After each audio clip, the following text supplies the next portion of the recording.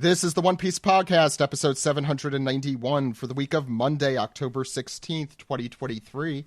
My name is Zach. My name is Steve. And my name is Alex. And on today's show, we have our Anime Recap host, Sam Leach. How's it going, Sam? Hola.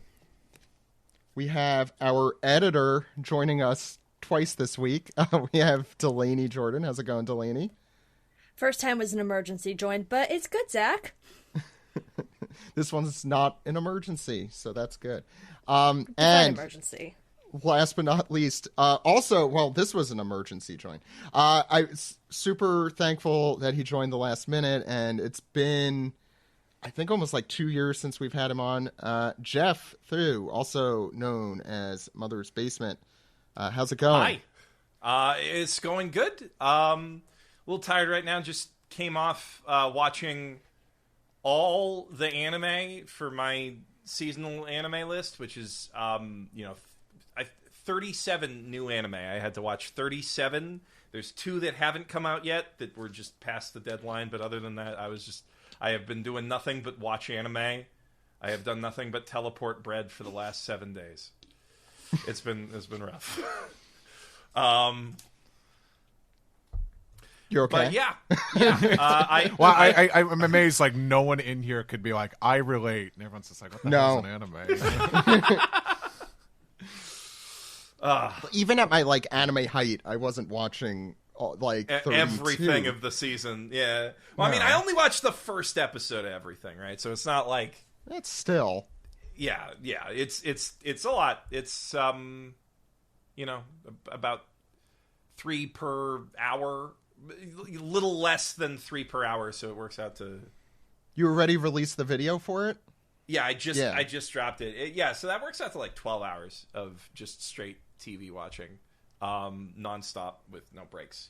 Not counting any of the interruption. And then, as an old person, I feel like the thing that I will be watching of some of those would be openings and endings. Did any of those stick out? Good OPs and EDs. I mean, Freerun's got like a really solid one, I would say. I'm just trying, the OPs and EDs, they kind of stick with me a little more the more episodes that I watch. Yeah. You know what I mean? It's like, but yeah, the Freerun run really stands out as solid. Overtake has a pretty good one. That's this Formula 4 racing series by A. Aoki, who's the creator of It Invaded, Recreators, director of Fate Zero, just one of the best directors in the anime industry. And he's got like a new series about Formula 4 racing. That one's got like a really good opening. There's this one, Under Ninja has an opening that really reminds me of, I don't know if any of you guys remember this series that came out like a few years ago called Kokoku. It was about like a family that gets stuck in a time stop, and there's like monsters coming after them in the stop time. But it had like one of the bangingest openings of all time. And there's this new series called Under Ninja, which is, you guys read a lot of manga. I Am a Hero. The zombie manga. We are old today. We're all just dead staring. No, you're outing us right now. Yeah, you're outing us. Okay, well, this goes. You guys read manga that isn't just One Piece, right? Silence. Okay. I'm sorry to out everybody here like that. I didn't mean to. Some of us have 2, Steve. Some of us have 2 whole things. If we're lucky. Well, you have Lupin, Delaney. No, but I'm curious. I'm always curious to hear like what's worth watching. Like you make your you do your seasonal anime videos, and usually that's a nice sampler for me to know like kind of what's cooking. That's what I aim for. I hope I can just put enough info out there that everybody can find like 1 or 2 series that they really get obsessed with. You fall on the grenade for us all. So yeah. It's a big grenade this season. Oh my gosh. There's also so on top of that, there's 20, 24, 25 series returning. It's like everything right now. Spy Family, Eminence and Shadow, Attack on Titan's coming back really soon. For the final season, for the final one, season. final side season B. I think that's part 3 right now, right? Attack on Titan final all caps final dot MP4. Wow. How have I not heard that joke before? That's a good one. So, to get more serious, this week we're going to be talking about Better Off Dead in This World. That's chapter 1095. Our normal joking selves, I'm sure, we'll see what happens. I'm hoping... When's the last time we've done like a super serious chapter of One Piece? It feels like a very long time. Sam, we also have an anime recap this week. Do you have the title? It's a double anime for episodes 1078 and 1079. So we're going. I know the most recent one's the Yamato bathhouse. That whole. Yeah, it's I don't know why the reveal of adult Momonosuke and the bathhouse episode. Awesome. So we have that for you. If we have time, if the manga recap doesn't take 6 hours, we'll take your questions and comments after. Anything else that you all want to mention? Top of the show. Yeah, I do want to say that there is a sequel to Better Off Dead in This World, and it's called One Crazy Summer in This World. Okay. Philistines, the lot of you. Alex, you were counting on us also watching movies. I've been outed. I guess that's my, you got your revenge. Alex, you did a good job there. Oh, I do Thank want to you. mention, this week is the first episode of Steve's new podcast with voice actress Tara Sands. Steve, do you want to talk about it a little bit? Oh, sure. Yeah, it's our brand new podcast through Maji Media. It's called 4Kids Flashback. Wait, don't turn around. Don't leave. No, yeah, it's That's how you start every episode. Don't leave. Well, when you hear 4 kids, you immediately think, nope. But no, it's like it'd be good to discuss the nopes and whatever's. But, this has been a really cool project I've been doing along Terra. Just getting more, more stories about 4 kids and the production and just the process of, all the stuff that happened there through the eyes and, I guess through the voices of people that were there, and just kind of, just getting some stories and trying to find some more accurate information and maybe get some answers to some burning questions that we've had for so long. But it's really been an interesting journey so far, and I'm really looking forward to it finally premiering and some of the really cool interviews we have. It's on Patreon now. Great idea. Yeah. What were you saying, Jeff? That sounds like such a great idea for a podcast. Like that's such a fascinating period of the whole anime localization industry, and how everything was changing about the business all at once because of 4 kids. And then, of course, about the whole story of all their licensing mishaps and all that, but they also produce some really good dubs, man. Like people give them crap justifiably for the stuff that they've ruined. But I don't know. We're in this household. We're still obsessed to this day with the Tokyo Mew Mew dub. There are so many just banger jokes in there. When she's sick and her dad's just like, "Hope it's curable." Or they crash this director's thing, and it's just like, "You've severely upset Mr. Smith over here, sir. Think of a calm blue lake." It's just there's amazing dub. It's an amazing dub. The Yu-Gi-Oh dub was top tier. The One Piece dub obviously was not, but I still think about the hammer gun to this day. I don't know. They definitely made their mark on the culture. Yeah, I'll say that. It's like Tara best described it. It's a love letter to 4 kids, warts and all. And I think that's the best way to describe the show in one sentence. But I think, there was still these were productions that, didn't come out of nothing. So it's really great hearing from, and not just actors, but, we talking with directors, producers, writers, people that worked in, sound, the music. Can you say the more recent one you did? I don't know what's on no wraps spoilers yet. Okay, but, I won't give any. but there's good How stuff. far ahead have you recorded this, Steve? Like, have you got a content bunker? Or We're up through like February 2024 right now. So I don't know about episode that, a week but through there, yeah. I think Around. also we're taking advantage of my hiatus and just put me to work in the podcast factory.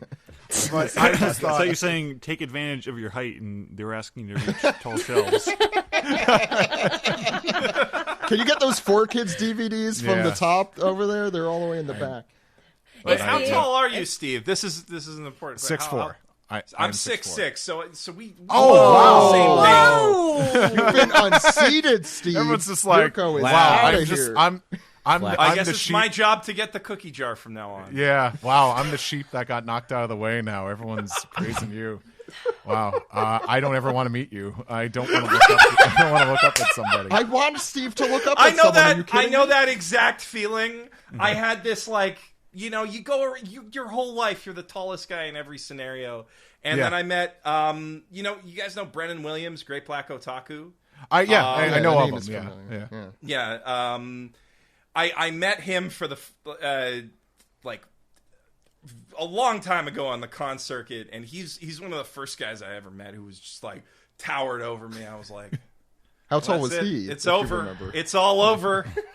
I will say, like, the rare times where I'm like actually looking at someone like eye to eye, it was like freaky. It was almost like Sam is also 6'4". yeah. So That's why you I can't feel put Sam short, and I but- in the same room. It just gets weird. There can be only one. It's like like a few- a highlight. I'm like a we few- gotta I'm a start few, stabbing like- each other. I'm like a centimeter below, I think. oh no, Jesus. Sam, don't In say this that about episode, yourself. everyone is Saturn. That's actually how you. All Saturn. That's how you gain an inch over 6 feet. Actually, if you're over 6 feet, we all get the handbook on this. I'm revealing deep secrets. If you kill another guy who's over 6 feet, you gain an inch.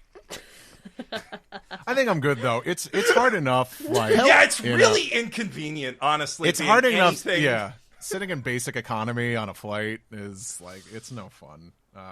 No, no, it is not. If I could do one final plug for this podcast, to get back on top. No, we're talking I would about say, tall people. I think, not that it wasn't warranted, but I feel like through fans' eyes, I think 4Kids has been talked about to death. And I think there's the dunking is all fun and games, but now it's like I kind of want to know more stuff about it. And that's why I really got behind this podcast. So yeah, please check it out. And it was I'm Tara's super idea. curious. Yeah.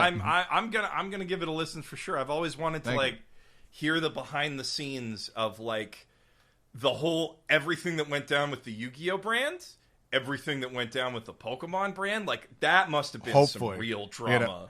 I will say, it's like I feel bad because I feel like voice actors are like the I would say they're the most seen faces out of all these things. So I think they're always asked these questions and they don't know. They're just actors working there. But hopefully I can't guarantee anything, but hopefully with time we can find out more about stuff like that or who's willing to talk about it. But Steve, we'll I just see. had a great idea for a meme. Oh no. Just like a fan at a panel asking a whole bunch of fucking questions why did they say donuts instead of rice balls? How come you quit outside me smoking? And then the voice actor, it's just a clip of Zam Wessel from Attack of the Clones saying, it's just a job. That is a Steve I will say- targeted joke. But nice segue, though, because if you want to know the answer to why Onigiri changed to jelly donuts, check out our first episode with Michael Haig. Yeah, it's the very first episode that gets revealed. I did that on purpose. Oh, that's so cool. Oh, thank you.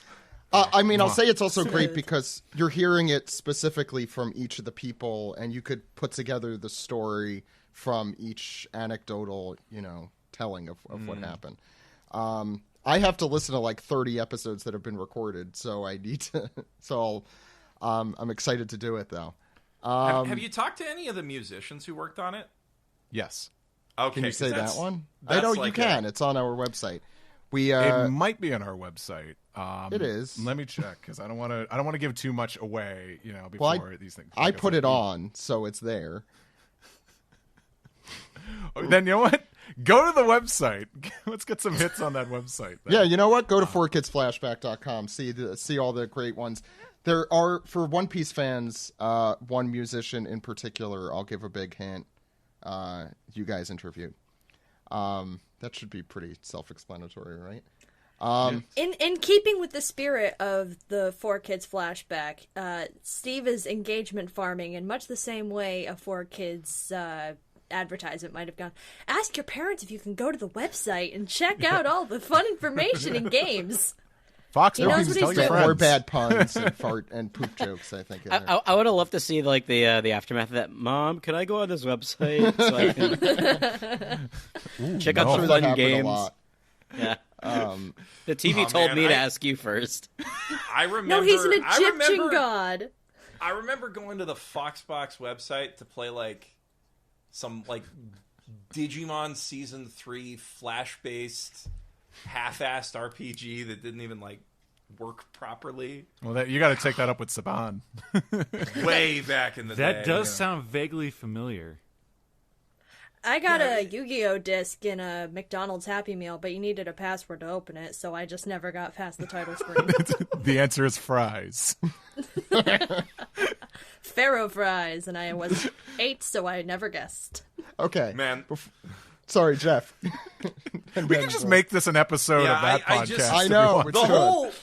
I mean, that's a whole rabbit hole, right? Like just the integration of Web 1.0 with all these different multimedia efforts, those like super early Bionicle, the Fox Kids website games, all that stuff, you know?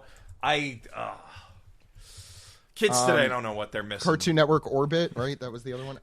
You say that as they play a game on their phone that runs circles around those flash. They don't know what they're missing. They didn't have... In Canada, we had something called Sidekicks, which the YTV, which is kind of the equivalent of both Cartoon Network and Nickelodeon at the same time. YTV. Yeah, YTV had this function called Sidekicks. My girlfriend Yazzie, she just dug up this memory recently. I was just like, they were like these customizable little flash animated avatars. They were little robot dudes with like floating heads that you could put all sorts of things on, and you could interact with all these different chat sections of the website. And the website also had like all these different games on it. Man, I do think that kids today don't know what they're. You just described CartoonNetwork.com for us, for kids in the States. But I mean, yeah, it was very similar to Cartoon Network, but like we got different. You had Reboot. We did have Reboot. We had Reboot was very good. We had Reboot too, but it was a YTV show, I think. Yeah. Originally. Well, it was a Canadian production made in Vancouver at Mainframe Entertainment. Okay, we can't get started with Vancouver because Steve will talk for the next hour and a half. There's one other thing. Wait, Steve, are you from Vancouver? No. I just like ocean dubs a lot. Oh, okay. Yeah. Fair. Alex is playing the Oscar Wrap It Up music.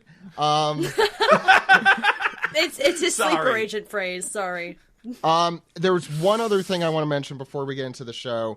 If you haven't checked out OPLA, our One Piece live action podcast about the real people, the cartoons, not the cartoons, the ones with flesh and blood, I think, as Delaney put it last week.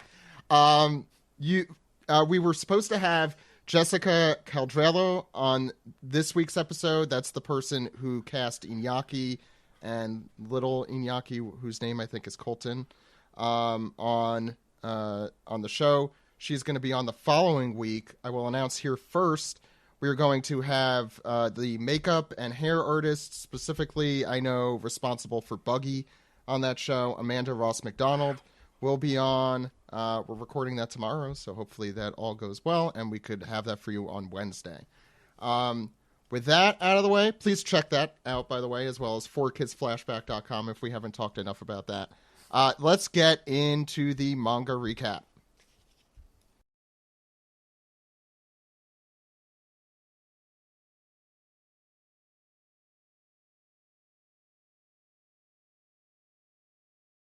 This is the manga recap for chapter 1095, Better Off Dead in This World. You could read this chapter and all chapters as soon as they come out at shonenjump.viz.com or mangaplus.shueisha.co.jp. Steve, what's going on the cover page?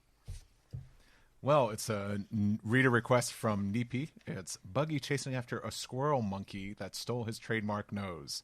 And thank you for being specific in the description, so there's no debate that this is a chipmunk monkey. Not a chipmunk monkey. It's a squirrel. Not going back to that, Steve. We're not going back to that argument. But yeah, it's it's squirrel monkey running up a tree. He's got your nose, Buggy. Got your nose. And this threw me for a loop for a moment because I was immediately like, Buggy's nose isn't removable. That's really his nose. But then I forgot this is the man who could separate his body parts. Got your wallet.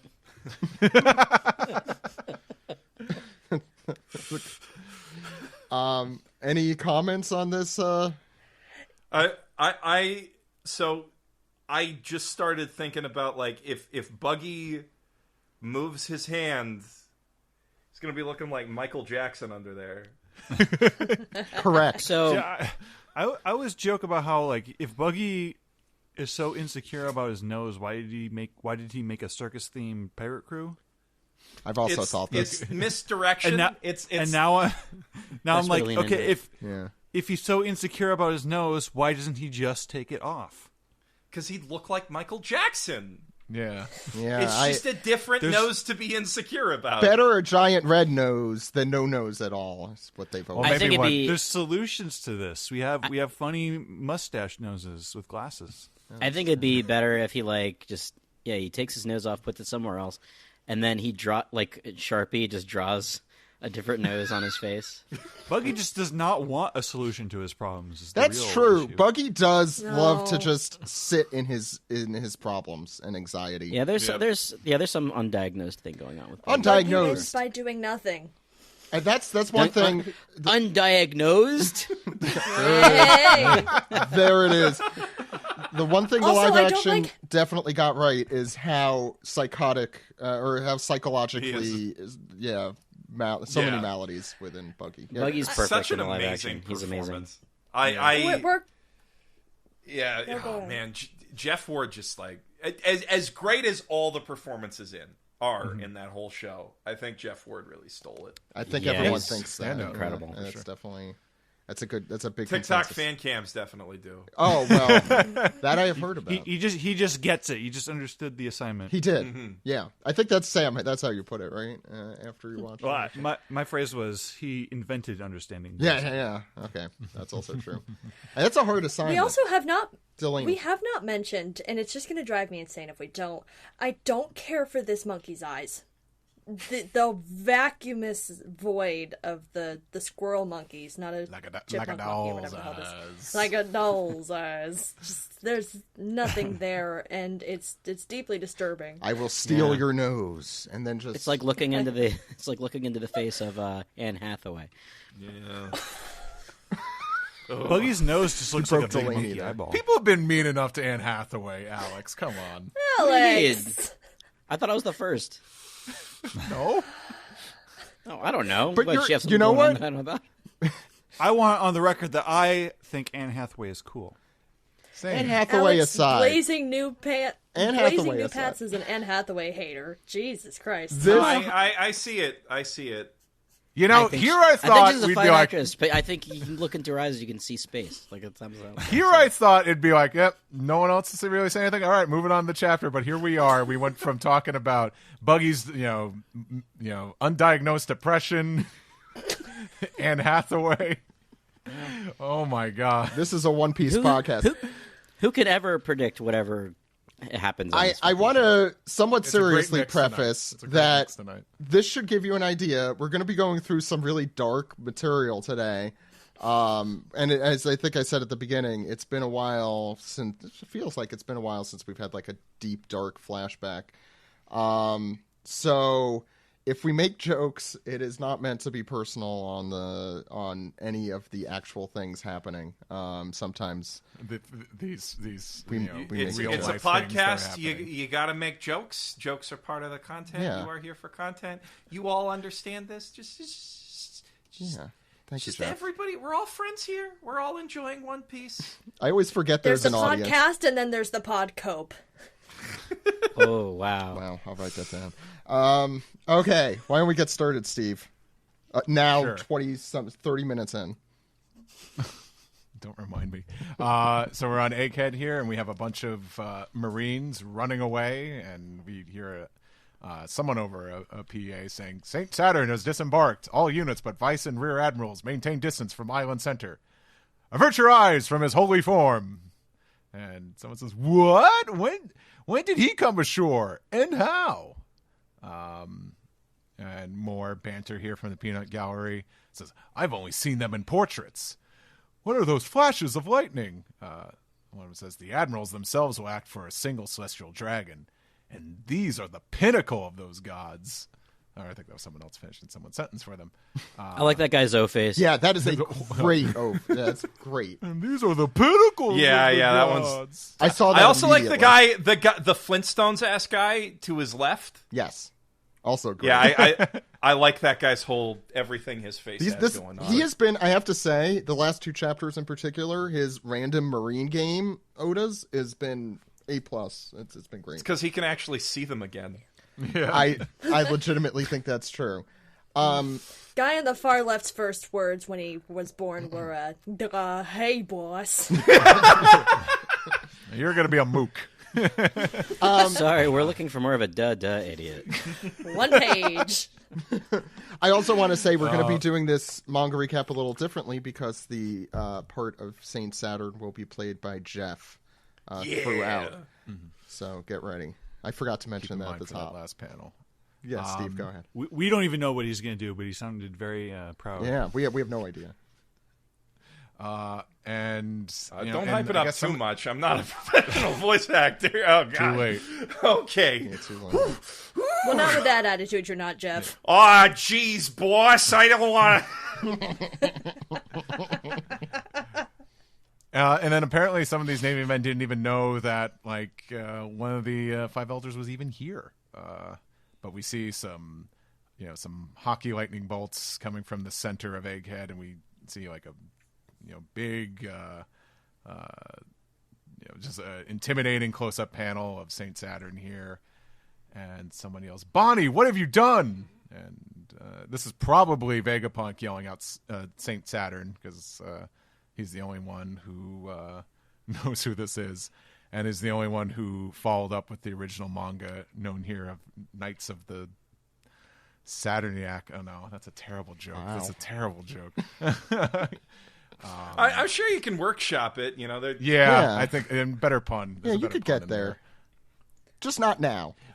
Because I was saying Saint Saturn, and I was almost going to say Saint Seiya accent, which is weird because that's a property I don't think about. But anywho, not to sidetrack. And someone yells like, "She stabbed the elder!" And Knights of the Pantheon? I think that's the correct. doable. Equivalent But then I feel like swap. we're all like, Yeah, no one knows it's what I'm talking about. yeah. Nobody will know what you're. Now talking I'm gonna about. play It's the not a pun wrap-up music. anymore. So then anyway, Bluto from Popeye, who joined the Marines, he's joined the Navy, says, "That man stands on top of the very world itself." And then we got Ultraman over here saying, "Ready your weapons," as he holds his hands to his head, and he clearly has a boomerang blade or something. Yeah, is he up like a there that- boomerang? These Yeah, are all that's a- vice that's a- admirals, we could assume. That's a Chi-Chi weapon. For sure. That is Oh a yeah, cheap- yeah, absolutely. You're right. Yeah. I never realized Boomerang that. Mohawk. Yeah. The random Marine game really has been on point. Yeah. this one. Really. Does his skull have like a little divot that fits the blade in there, or? It's a good I don't question. know. Hard to see. I'm sure we'll get an Maybe answer. it's like a Shiki thing, and that thing just got lodged in his head one day, and he just owns it. So these are all vice admirals. The middle one is Doberman, right? I think. Doberman, yeah. And then we get like a big reaction shot from Vegapunk here, yelling out to Bonnie, and Bonnie is just looking fierce, but also very distraught, and with tears in her eyes. But then Saturn bellows out, Pipe down, you insects! If I were afraid of her sword, I would have avoided it. Yeah, so he uses his telepathy or his magic eye or whatever to... his thing from Scanners. Yeah, that's right. Yeah, it's he uses his magic eye to see the hidden picture. No, he knocks. See the sailboat. He sees a schooner. Not a sailboat. No. He knocks Bonnie away and grabs her from midair. Sanji goes to assist, but he gets blown away and gets, I guess, hit in the face with whatever tremendous pressure Saturn is exuding. Yeah. And At this point, you can't help but think this is some sort of attack directed towards someone's head. yeah, 'cause- I think like yeah. it's definitely aimed for sure.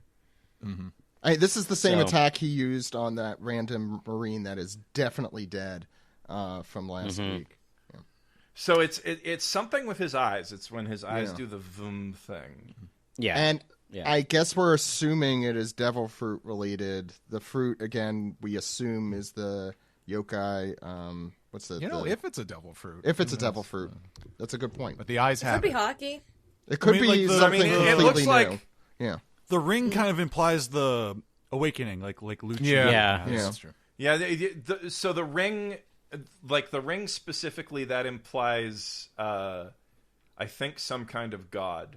It's probably some kind Well, of. it's like it's god-related like fruit. Fujin and Raijin and stuff are usually depicted with. Yeah. I mean, like it the looks a black lot like a flames- heavenly raiment.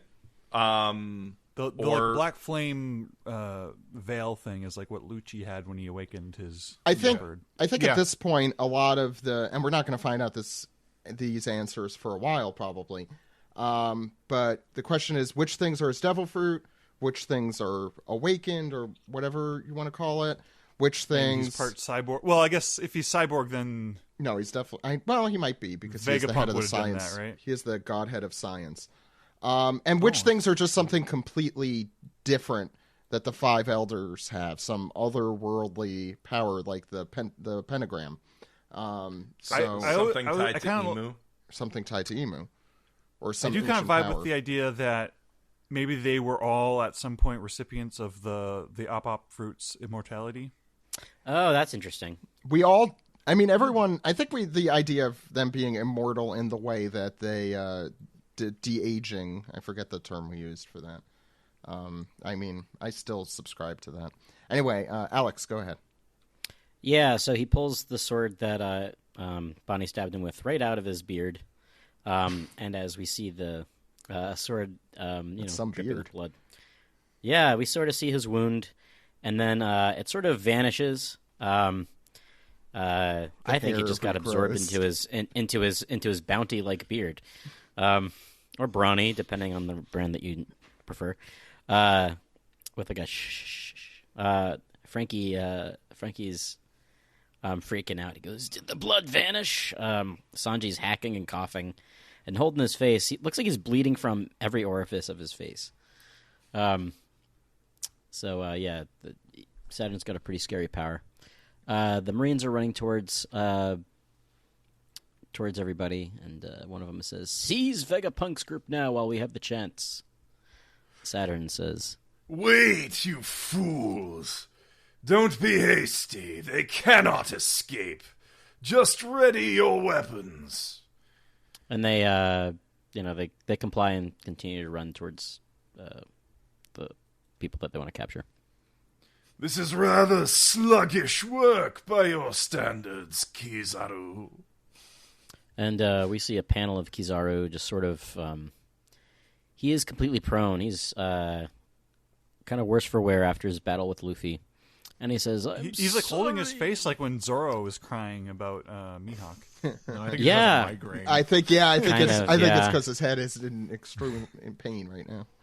Yeah, I doubt he's crying because he lost. I think he's he definitely needs a few It's leave. just like the same pose. Yeah. I want to say, I wonder if we're going to get a Wanze scenario here, and I can't believe I'm bringing this up, where his face looks different after. Or Duval. Because he got punched so hard. He didn't get Or punched in the Duval. face though. He got punched. So did maybe get punched. he He got walks in front around of and the there's head. just a giant like. No, like last time the face was like reformed, or with Duval, or I doubt that that's going to that's happen. Sanji's Luffy punched him kick so hard he specifically, looks yes. like a different guy now. Right. I mean, but that is that's cartoony. That's a different scenario. Yeah. This is Luffy's weird cartoon power. Okay. He's not Bing Crosby anymore. He's Frank Sinatra. Bing Crosby. That'd be great. So Kizaru is sorry that he failed Saturn, and he says, "And I don't think I'll be mobile anytime soon." And then we see a shot of Luffy, who is he's completely depleted of energy at this point. I think I can understand why. Let us see.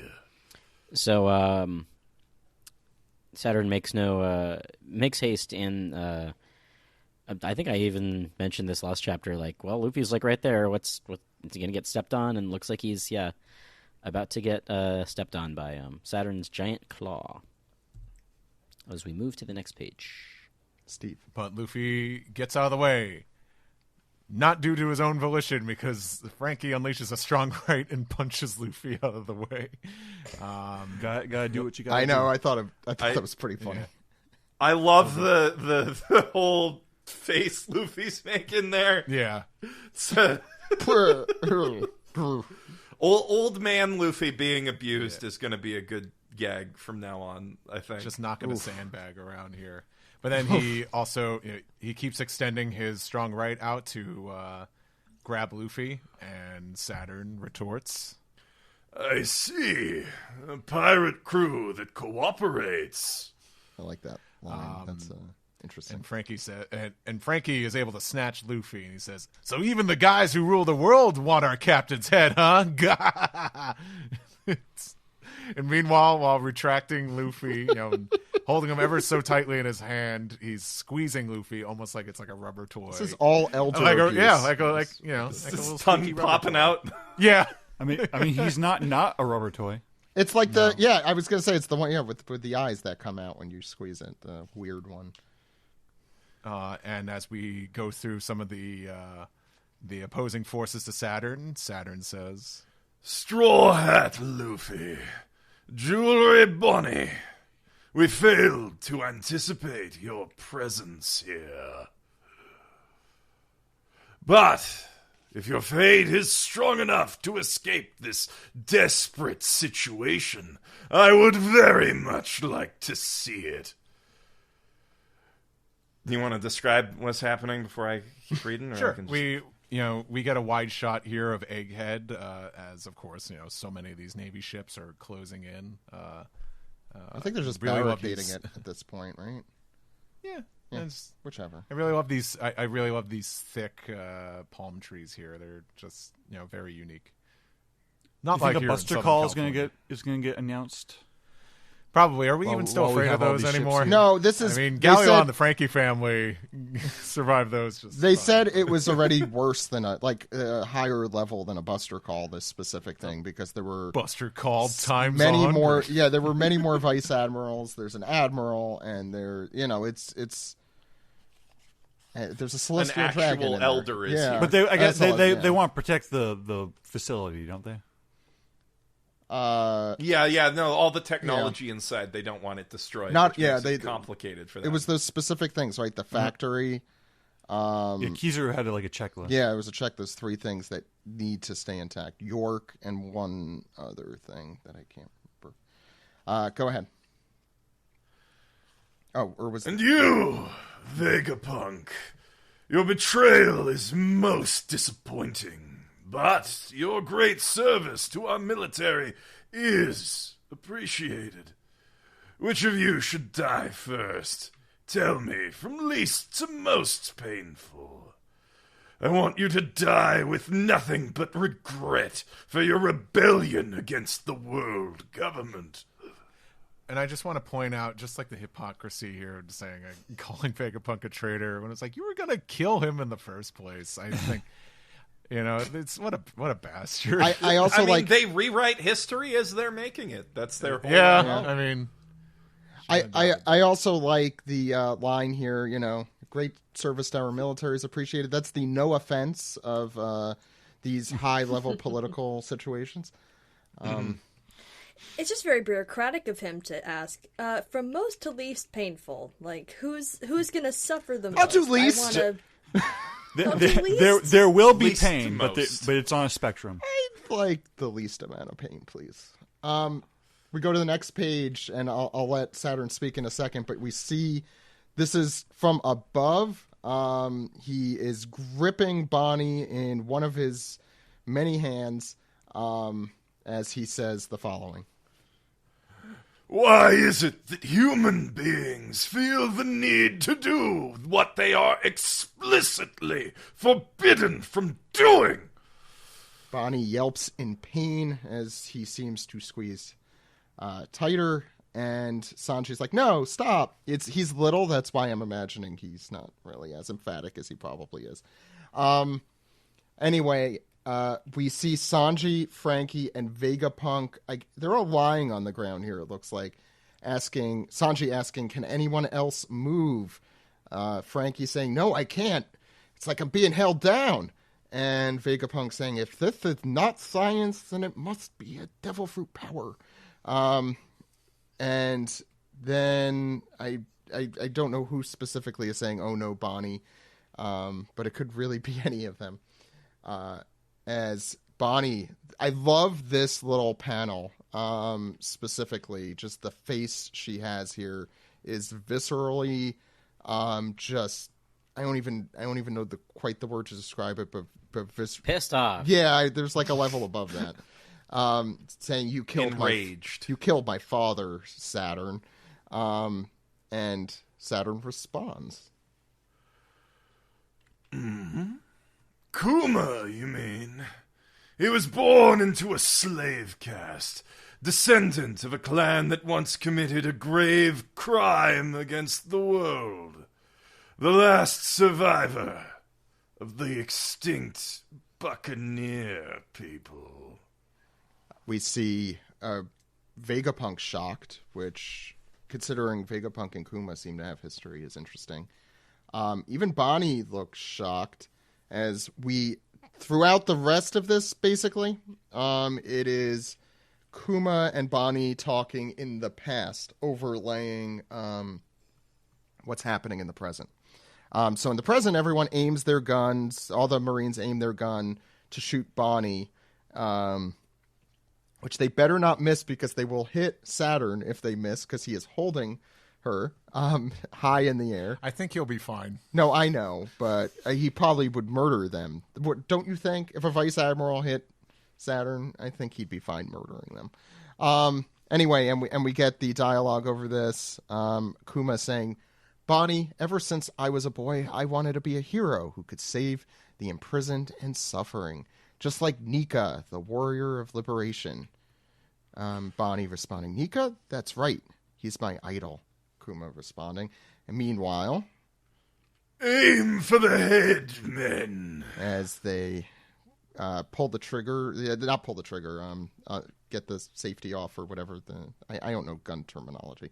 Getting ready to shoot. And I'm not sure flintlocks had safeties. Yeah, but you know what I mean. The thing at the end of a rifle. I don't remember what that's called. The hammer. Yeah. Chamber. No, the chamber's the thing inside, right? Anyway. No, the hammer. Yeah. The hammer. The hammer's what they're pushing it. Yeah. The gunny bit. The gun bit. The point you want to point at. Click. The part where you want to point at something that you want to die. The magic murder hole. Oh. Anyway, you have Kuma doing a very similar dance to the Luffy kind of pose here from Skypiea and also from the many Nika instances we've had since then. He says, Kuma says, he appears from the blue with laughter in this rhythm. Doom do da da. Doom do da da. I don't remember exactly how it went in the anime or how it's supposed to go. So just it went dun dun dun dun dun dun dun. Yeah, that's the song. Dun, dun, dun, dun, dun, dun. Wow, the safety. Yeah, he's like Vanilla Ice trying to explain why he shouldn't be sued. No. Nika went do do do do do do do. Very different. Sanji, not the same. Not the same. No, Nika comes in like. All alternate. These are all great. And if only Oda could afford. Wait, he can afford the rights to these. as this continues, Sanji really both looking raw and looking wrecked, saying, Bonnie, yelling, Bonnie, leave her alone. Vegapunk saying, she's still just a child. That's a hard one to do with a fake tongue sticking out. And Bonnie continues her inner thought process here as we see presumably her asking Kuma, will he come and free me too? We see a picture of Kuma as we knew him at his when we first met him, saying of course. And he's got like the closed eyes happy smile, but like Kuma has his weird eyes, so he's got, like, I didn't know that's the what was happening inside there. Of his eyes. Yeah. Oh, you're right. I didn't notice that's what was happening there. Yeah. Oh, it is. So Sam, it's just the anime glasses of lying. Unless his eyes have been like little like screens or something this whole time. Oh man, boom! That's cool. Oh, that is a cool idea. Sam, let's go to the past. Let's begin our flashback. We go doo doo doo doo doo. 47 years ago, South Blue Sorbet Kingdom. Is it sorbet or sorbet? It's sorbet. I thought it was sorbet. Sorbet. Yeah, it's sorbet. It's not sherbet. And we're done with that joke. I just like maybe for all I know the katakana is like sorbetto or whatever. We don't have Steven here. We got baby crying, wah wah. It's a big healthy boy. Congratulations. And then we're the baby looking up at his parents' tiny hand in a normal sized hand inside of a giant hand. I love that. It was just a really nice. Yeah. Oh, now that I'm a parent, all of this stuff is killing me. I want you to just remember that as we go through. Yeah, and it's killing some other people in this manga. Oh well, okay, but they're not Oofa real. doofa. The very tasteful tiptoeing around the process of childbirth. Yeah. I'm so glad you've come out to see us, Kuma. And then Kuma's dad is turning to the doctor, like, so doctor, about that thing? And the doctor's like, oh, his blood? Don't worry, I won't speak a word of it. And lifting the baby up, he's a healthy boy. Some running, like, I'm sorry, Clap. Run for your life. Government agents showed up at the hospital. Oh, I'm so sorry. He's like, oh, is this... This is the so doctor. The doctor spoke a word of it. I think the doctor spoke a word of it. I think is what we're supposed to... I kept like going back and forth. No, but that's his beard, isn't it? The doctor, yeah. It's the doctor. Yeah, he's apologizing because presumably... Yeah, there's a lot... Yeah. There's a lot of things, and I will talk about it at the end, I'm sure, but there's a lot of things that are just implied. Or heavily. Yeah, I guess I wasn't sure that this was the doctor because he just like looks wider than I imagined the little tiny skinny doctor guy. It's not easy. Yeah, it's not easy to tell. There's a lot of ground to cover in the gutters of this flashback here. Yeah, the gutters. Yeah, it's heavy world building going on everywhere. Somebody handcuffed. It's me. I'm the one who has Buccaneer blood. But my wife does not. Let her and my son go free, please. And then, can I just interject real quick? That top right panel looks a lot like a kaiji panel. I don't know if any of you have read or watched. So I think I know what you mean. Kaiji. Jeff, I will say, and we'll get to it later. I've been thinking about kaiji for this whole chapter. It's just so. Yeah, it feels it's. Well, kaiji has that like ugly crying stuff going on, right? No, it does. The snot drops. Yeah, and then it's the like big noses. It looks a lot more 2D-ish, right? The manga. Yeah, no, like I understand. It's a stylistic choice. Yeah, no, I know. I'm not. I wasn't criticizing. Plus, not insignificant parts of kaiji are set in a slave camp, so that's a whole thing. Yep. Mm-hmm. We got Kuma's mom is like comforting him, and for sure. The young Kuma, I guess, like not really understanding the situation he's in. He's just kind of admiring his handcuffs and his shackles. Like, this isn't a new toy. Meanwhile, Dad is seeing better days, for sure. Now we got Kuma doing manual labor. So like, I got a Buccaneer slave, says a celestial dragon. I was just going to ask, do we think the mother is also a celestial dragon slave, I'm assuming. She's in the cuffs too. Right. Yeah, I didn't know if... Yeah. I didn't know at what... It's hard to tell sometimes where in time she's trying to hold up the illusion of a normal family life right now, I think. Yeah. Go ahead. You see his strength for being so young. They're like making him lift crates and like antique vases that could like just tip over. It's like, oh, why don't you move faster? It hurts, and they're like whipping at Kuma because he didn't move fast enough, and now he's crying. Stop bawling, or I'll kill you. And then meeting back up with his dad.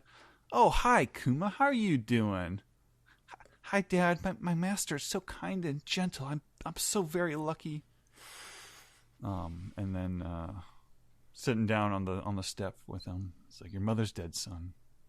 She's in heaven now. And then we cut back to his he's trying to put on the strong face, right? But he's obviously sobbing. I think she's better off that way. And now the child Kuma is I think starting to understand that this is not a normal situation. I wonder if Kuma's also putting up a brave face to his dad here. I wonder if it's just that he has nothing to judge it from. Like, well, when he's talking about his master being kind and gentle, that feels like like he was like he was putting with a certain expectation of life here. Yeah, that's I between that or whether he's trying to put up a brave face for his dad. But Alex, what happens next? This might be one of the most visceral crying faces Oda's ever drawn. Yeah. I think it's Kuma. He's bawling his eyes out, and like shaking. It's really terrifically tragic. And we sort of hear a flashback, or we hear I guess it's sort of flash forwards, and we get this voiceover, which is his dad saying, "Listen, Kuma, you are strong. You can survive this." And then Kuma says, "Why? I'd rather be dead too." And his dad continues, says, "The warrior of liberation will come. He'll show up and save you." And he says, "Who?" And then we see that classic image of Nika in front of the sun. It says, "The sun god, Nika." So now we have, I guess this is sort of a square, and some of the slaves are sort of hanging out, and they're chained to each other. I don't know if hanging out is the correct. Well, not hanging out, I guess. Yeah, they're just a moment chilling. Yeah, they're all chained to a giant nail, basically. But they're having, I guess, this is their downtime, so to speak, because you see the celestial dragon sort of carrying on and laughing in the background. Clap, by the way, it looks like he's missing an eye now. There's a giant scar over where his where his eye used to be. Oh yeah. You can actually see that progress over the course of the like he's got that bruise over his eye before, and then they come back and meet him. So maybe it just never got treated and got infected or whatever. Yeah. Oh, that's brutal. I know. It's gonna get more brutal. This is a One Piece flashback. Yeah. Yeah. I mean, this is one of the roughest ones, though. And it's only 4 pages or 6 pages or something. Yeah. So far. Yeah. So far. That's just the prologue. I know. To the actual flashback. Jeez. Oda. Oh, yeah. So Clap continues. He says, "He's a legendary warrior whose story is told throughout our buccaneer heritage. One day he'll show up and take you out from under the sun to the freedom of the sea. Nika is always smiling and laughing, and his rhythm brings laughter to the people. Doom da da da, doom da da da, doom da da da." And he's doing kind of a dance, and Kuma's laughing. They have this is a nice little moment of levity, and then it goes doom. But as soon as he says doom, another doom sound effect happens, and you see blood splatter all over Kuma's face in the middle of his moment of levity, and it turns out that doom was the sound of a shotgun fired by a celestial dragon who's just mildly annoyed, saying, "Pipe down." I want to note that this, I know it's supposed to be a really serious moment, but that scene where the blood's splattering on Kuma's face kind of looks like, that kind of looks like you, Steve. Like, looks like, it kind of looks like a, like, You're right. like a little drawing of you. Oh god, if you check this out, Alex. If you freeze it, you can see the moment my heart breaks. Yeah, no, it's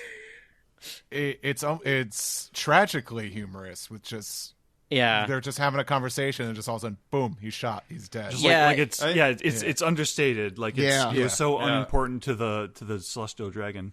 Yeah, and you don't even see like the aftermath of it. Like it's truly like Jesus Christ. It's more like this is one of every those times day there.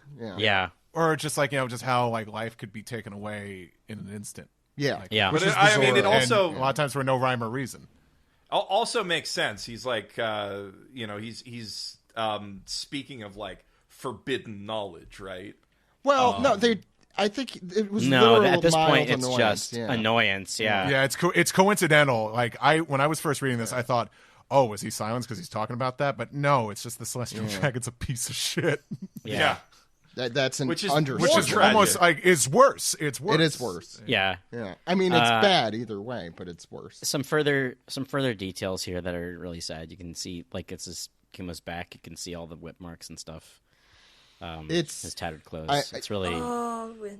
So I want to say, since this is like we changed scenes after this particularly, the amount of I don't remember the last time.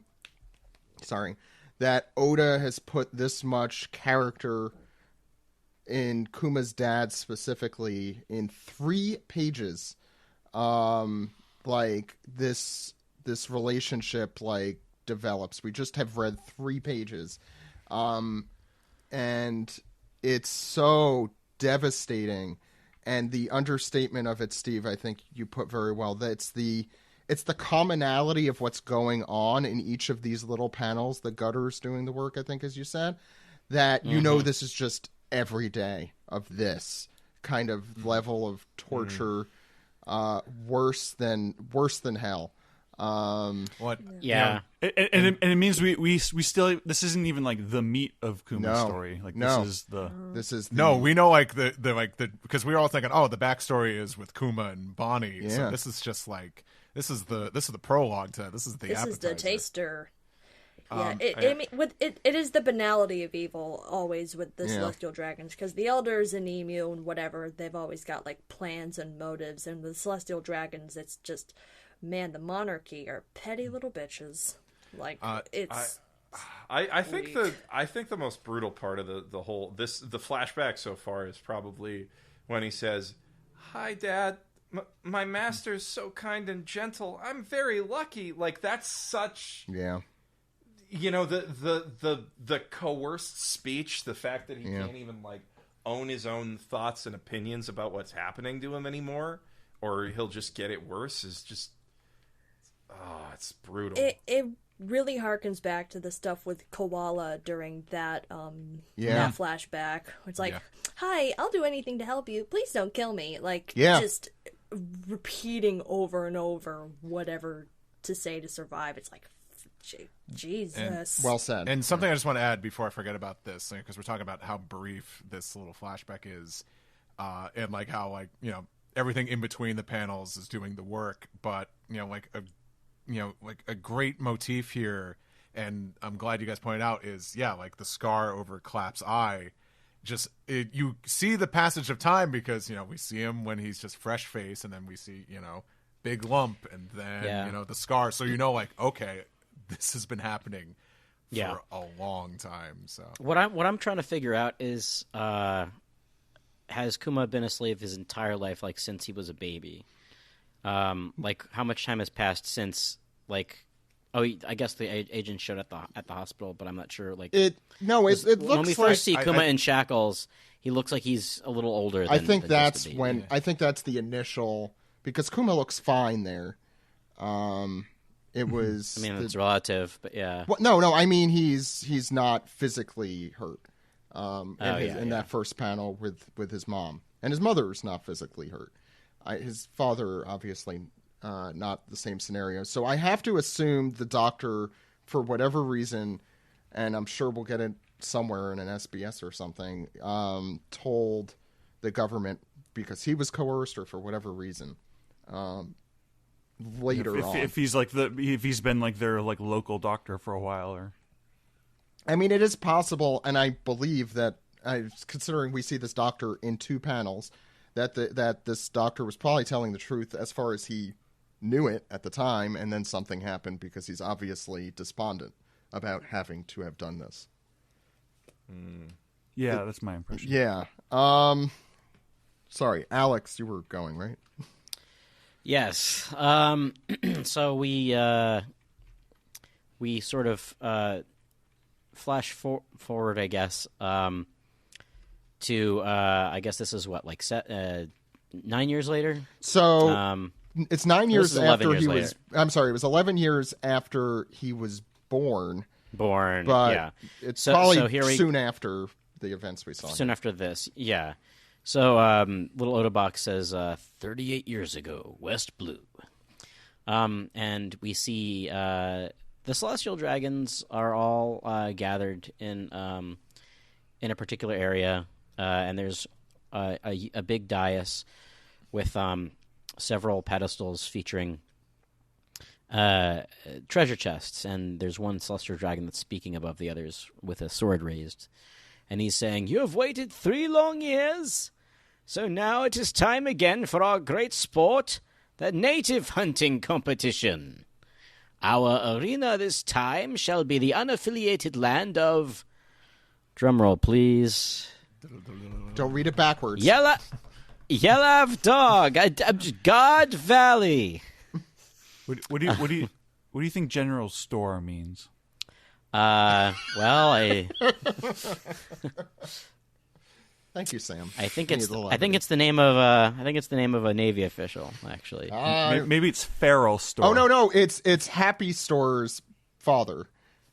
Feral Store. Happy? Yeah. No, isn't Happy? It's the store that sells Happy Stores' generic the brand. bag. What the hell are you guys talking about?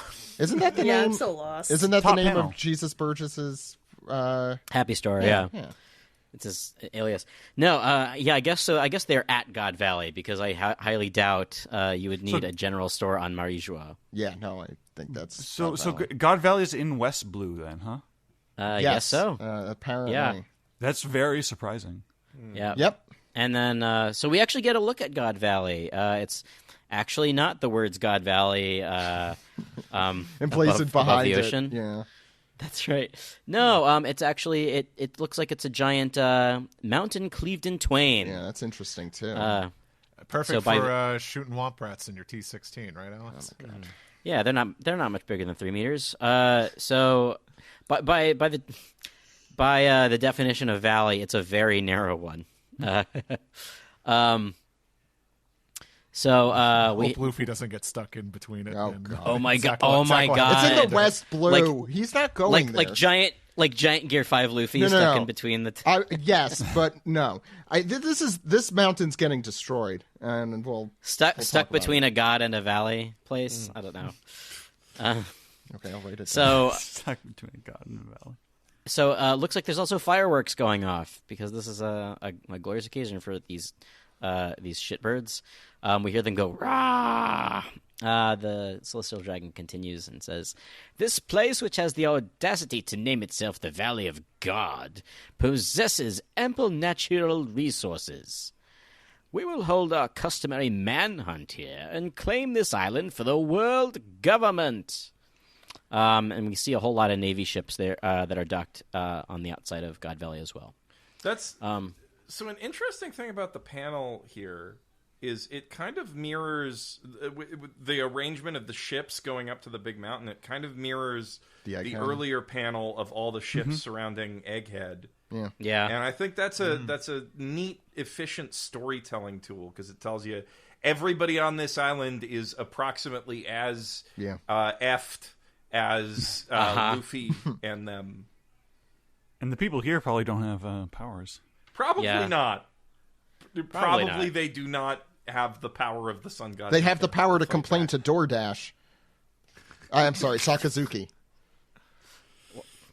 What? What? No one remembers this reference from like 3 weeks ago? Anyway. No. They were angry that they didn't get their lobster because they had no more... That their power is to complain... Okay. Oh, yes. Okay, I remember this now. Right. A Coke? Is Pepsi okay? Hell no! That's the Celestial Dragons, yeah. Yeah. Is Pepsi okay?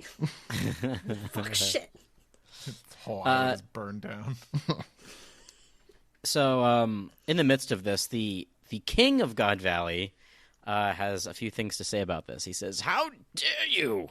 You intend to kill my people for a game? It's insanity. This is our land." And this lady with a hat, she goes, "Your Majesty." And then she says it. She says it again. I never. Unfortunately, the king can't really say anything else because he is sliced in the neck by a shadowy figure who looks like Mac tonight.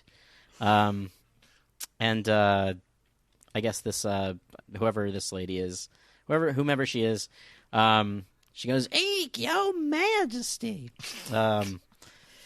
And let's find out who this shadowy figure is by turning to the next page. So the caption reads, "Holy Knight, Saint Figarland Garling." We've met him before. Yes, we if did. I look Yeah, correctly. he was Did old as look piss. Old as hell. Well, Did this he is 30. look like Mac tonight? Yes.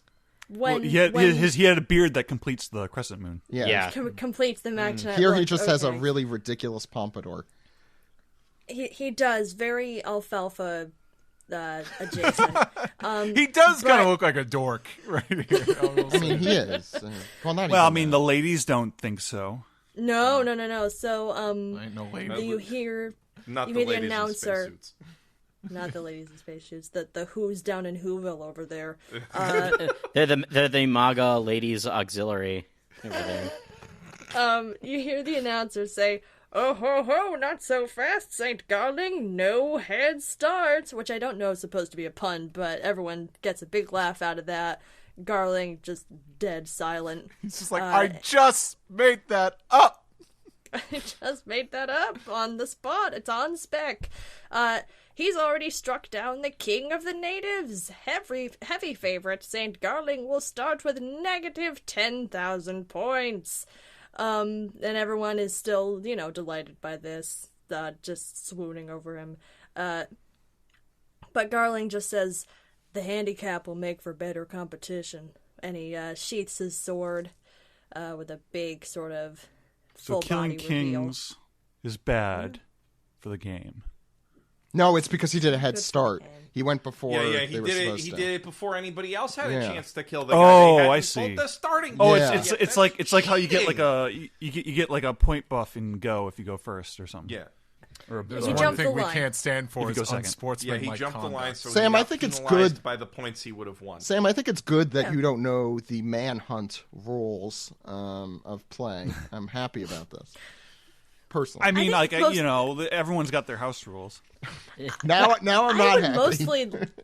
I would mostly hope that people tend not to know the rules of Manhunt, but okay, speaking of which rules, we see a bunch of cages with people chained up, being guarded by celestial dragons with guns, and the announcer continues, "In addition to the rabbit natives, we have a selection of problem slaves and criminals to hunt." Rabbit natives, so I'm assuming...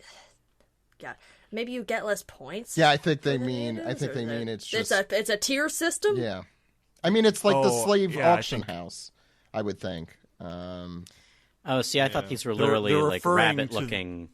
No, Yeah, they're just referring calling to them natives rabbits derogatorily in a derogatory Yeah. way. Yeah, it's like they're a, dehumanizing Derogatory. them to make it more easy and fun to hunt it's them. hunting for rabbits sport. versus hunting lions. Oh, God. Very common practice in death games, as all of us with Manhunt house rules will probably God. know. I don't like to learn any of this about you guys. This is not.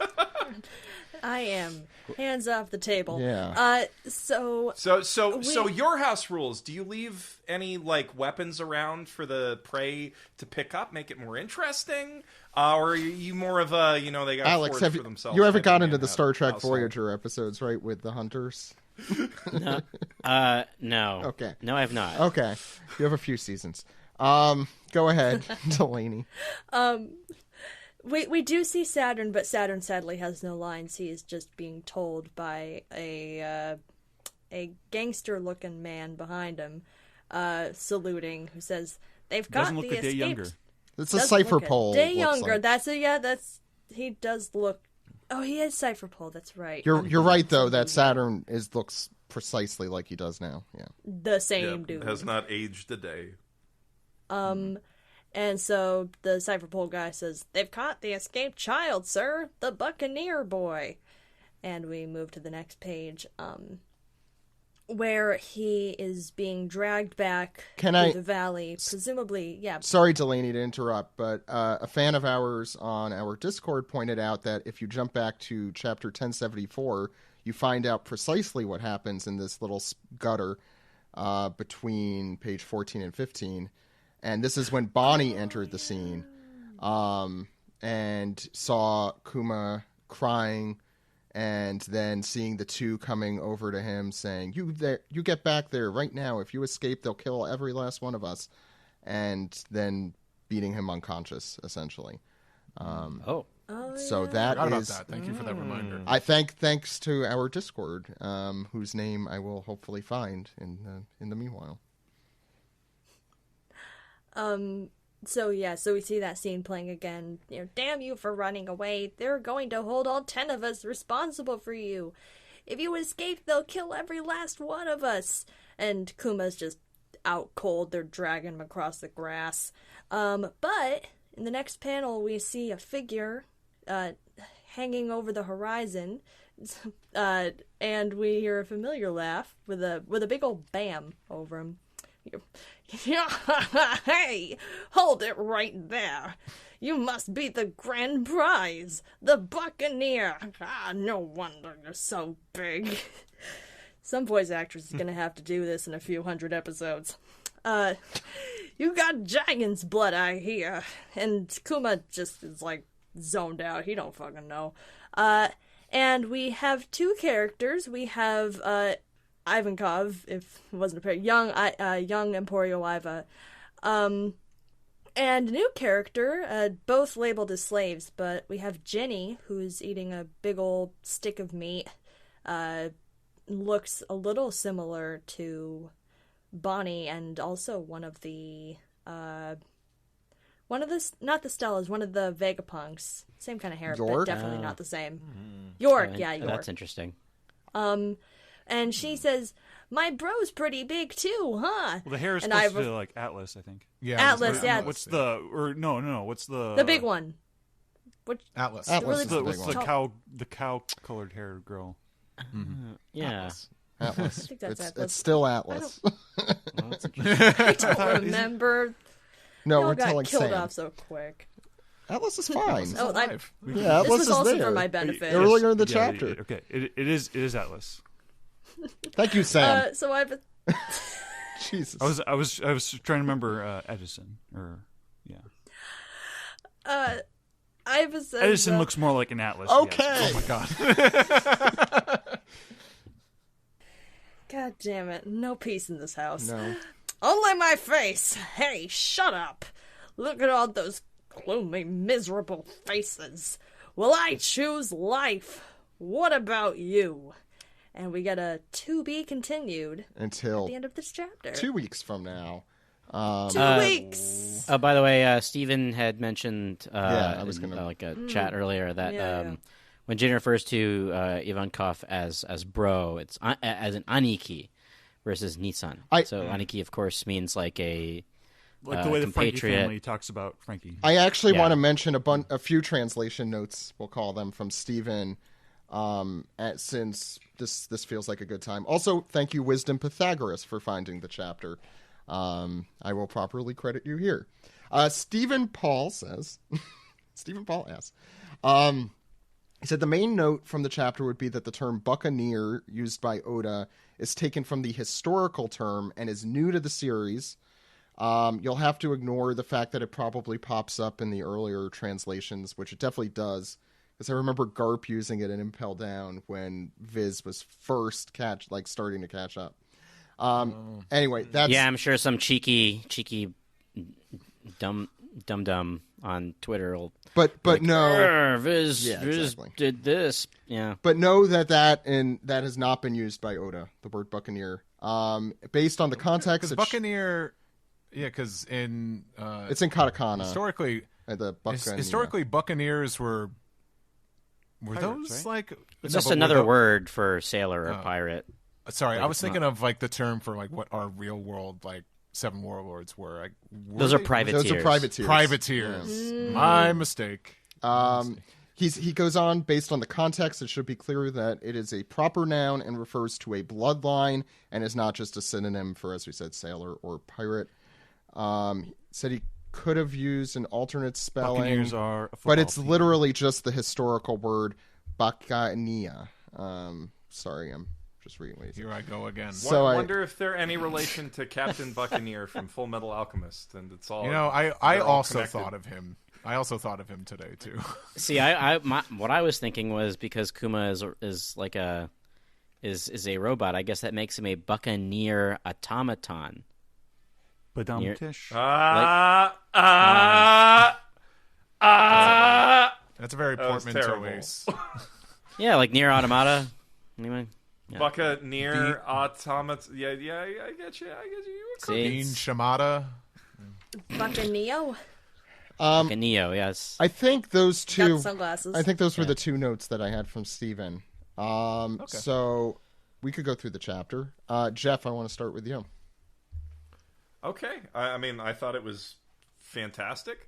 I mean, not fantastic for any of the characters involved, but like, it's a big turning point. This is the first time we've really seen one of the elders fight. Until now they've basically just been old guys in a room somewhere talking about evil shit. So it's really cool to finally, see how strong they are and how dangerous they are. Because, all the celestial dragons are giant pussies.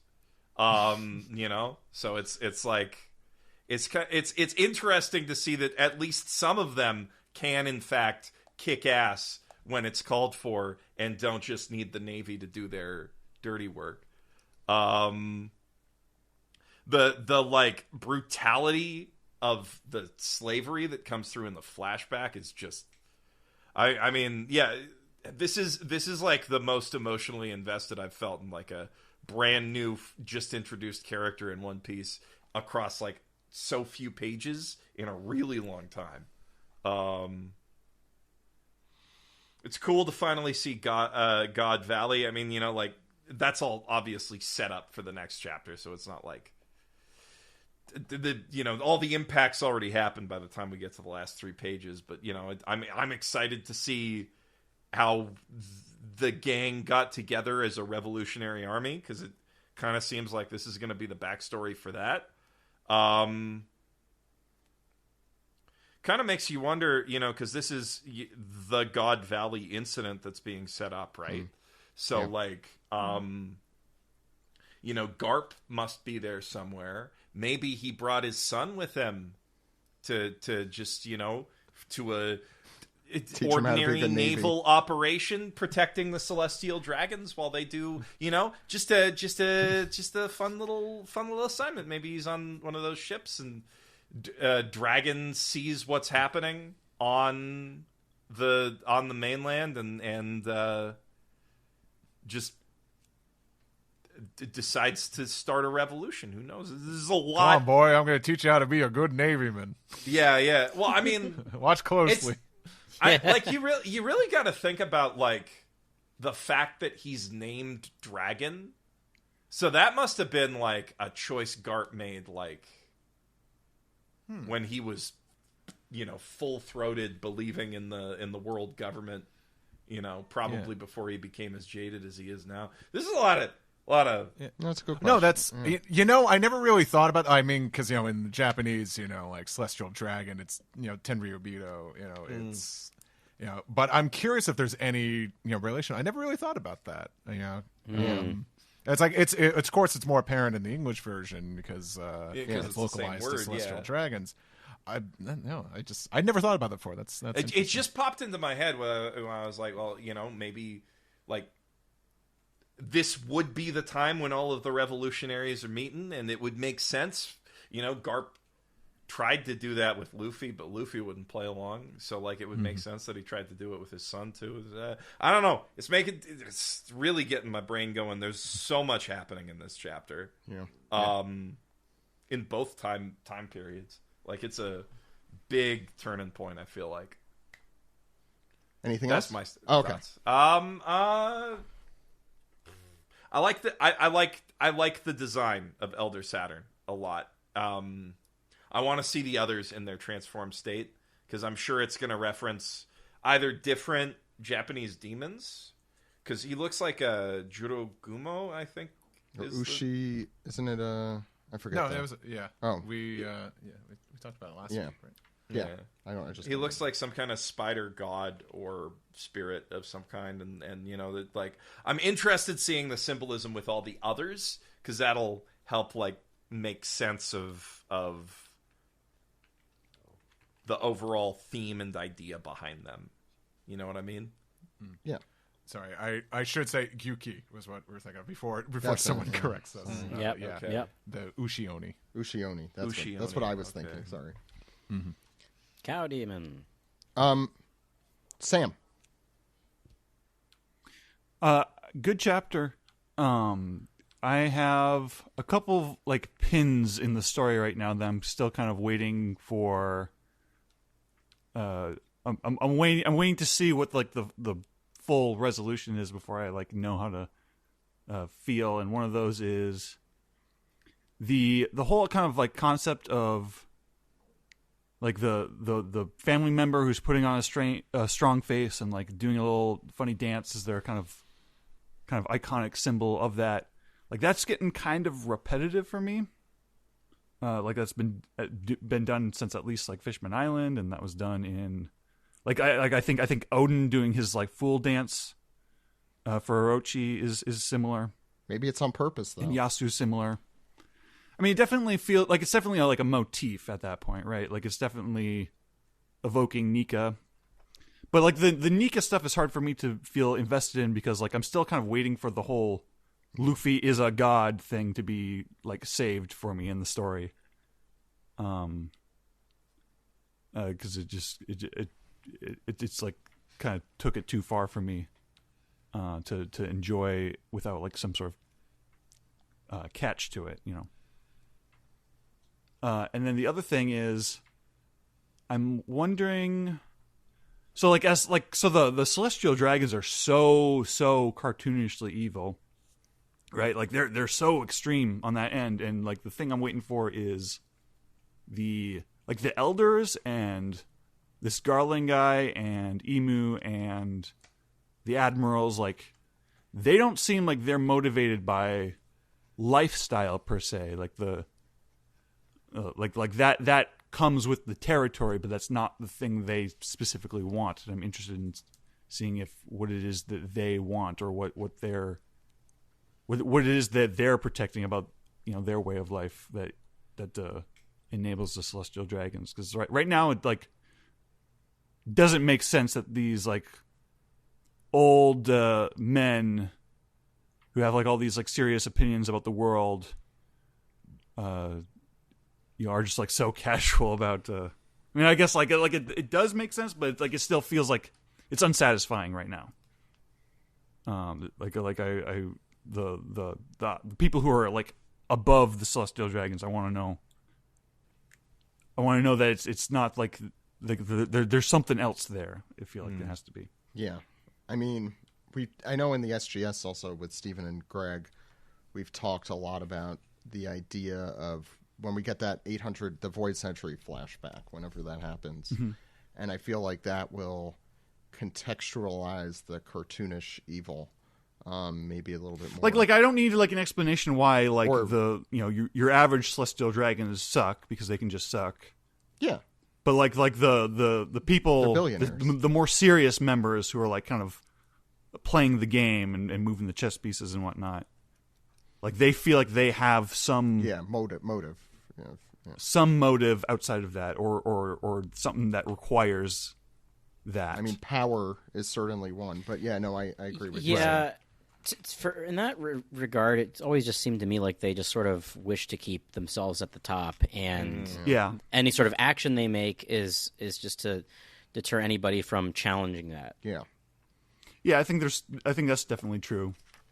I feel like there's still an X factor. I believe there's an X factor. Sure, I think you could say that about all of the series, even because we don't know the full story.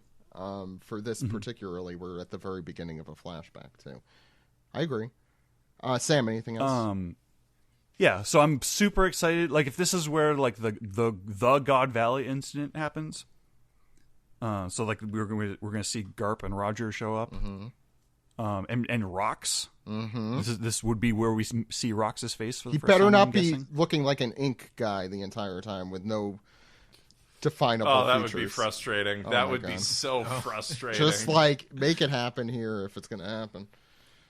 And obviously, we're like evoking like the most dangerous game. yes, that's right. I'm actually shocked no one. It said also that. it feels very specifically. It feels a lot like Battle Royale 2, the movie. Sure, Yeah. Or Kaiji. stuck on an island. Like when more parties show up, will the dynamic of the game be like a central part of? Well, I think with Ginny and Ivankov sort of represent the two wild cards that are sort of thrown in, or one of the wild cards thrown into Battle Royale, right? Because there's the evil psychopath, and then there's the one who is spoilers for a 30-year-old movie, the one who has won Battle Royale before and is knows the lay of the land, and I feel like Ivankov and Ginny are sort of taking that role if we're going to make that comparison. Oh, yeah, I guess kind of like 999 as well. The game. Sure. Oh yeah. Yeah. There's a genre of this, a Squid Game and Kaiji, I think also Survival game? survival game, Yeah, survival death game. It's kind of Hunger Games. Hunger Games, Promise Neverland Promised Neverland. Future Diary. when it was good. Oh, I mean, let's keep actually, naming no. off Manga. Promised Neverland's not. Well, It's kind kinda- of. It's not a in- game. Yeah. Story. Yeah, Goldie Pond. Goldie is- Pond. Yeah, it's Yeah. it's kinda. It's That's not- where it peaked. That is where it was. I really loved that Yeah. series for a while, and then the end. But you can't. Also, is it's the Ivankov God, such a is shame. Ivankov Frankie's parent? Okay, I had this thought too, but mean, let's figure out how old Ivankov is, because Frankie is 36, right? Yeah, and this was doesn't make 38 years sense. ago. No, Yeah, So- it doesn't. It No. doesn't. That doesn't make sense.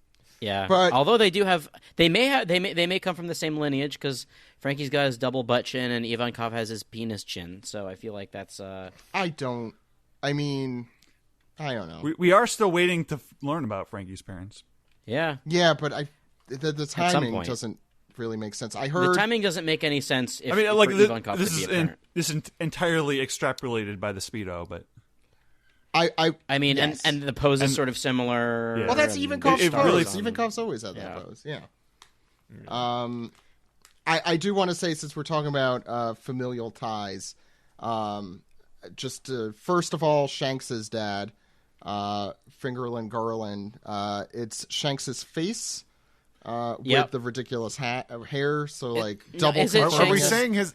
Are we saying it- his dad without being 100% No, certain? yeah, I know I mean, it's we're not pretty certain. obvious, but I feel Well, let's I put feel like together the that's pieces.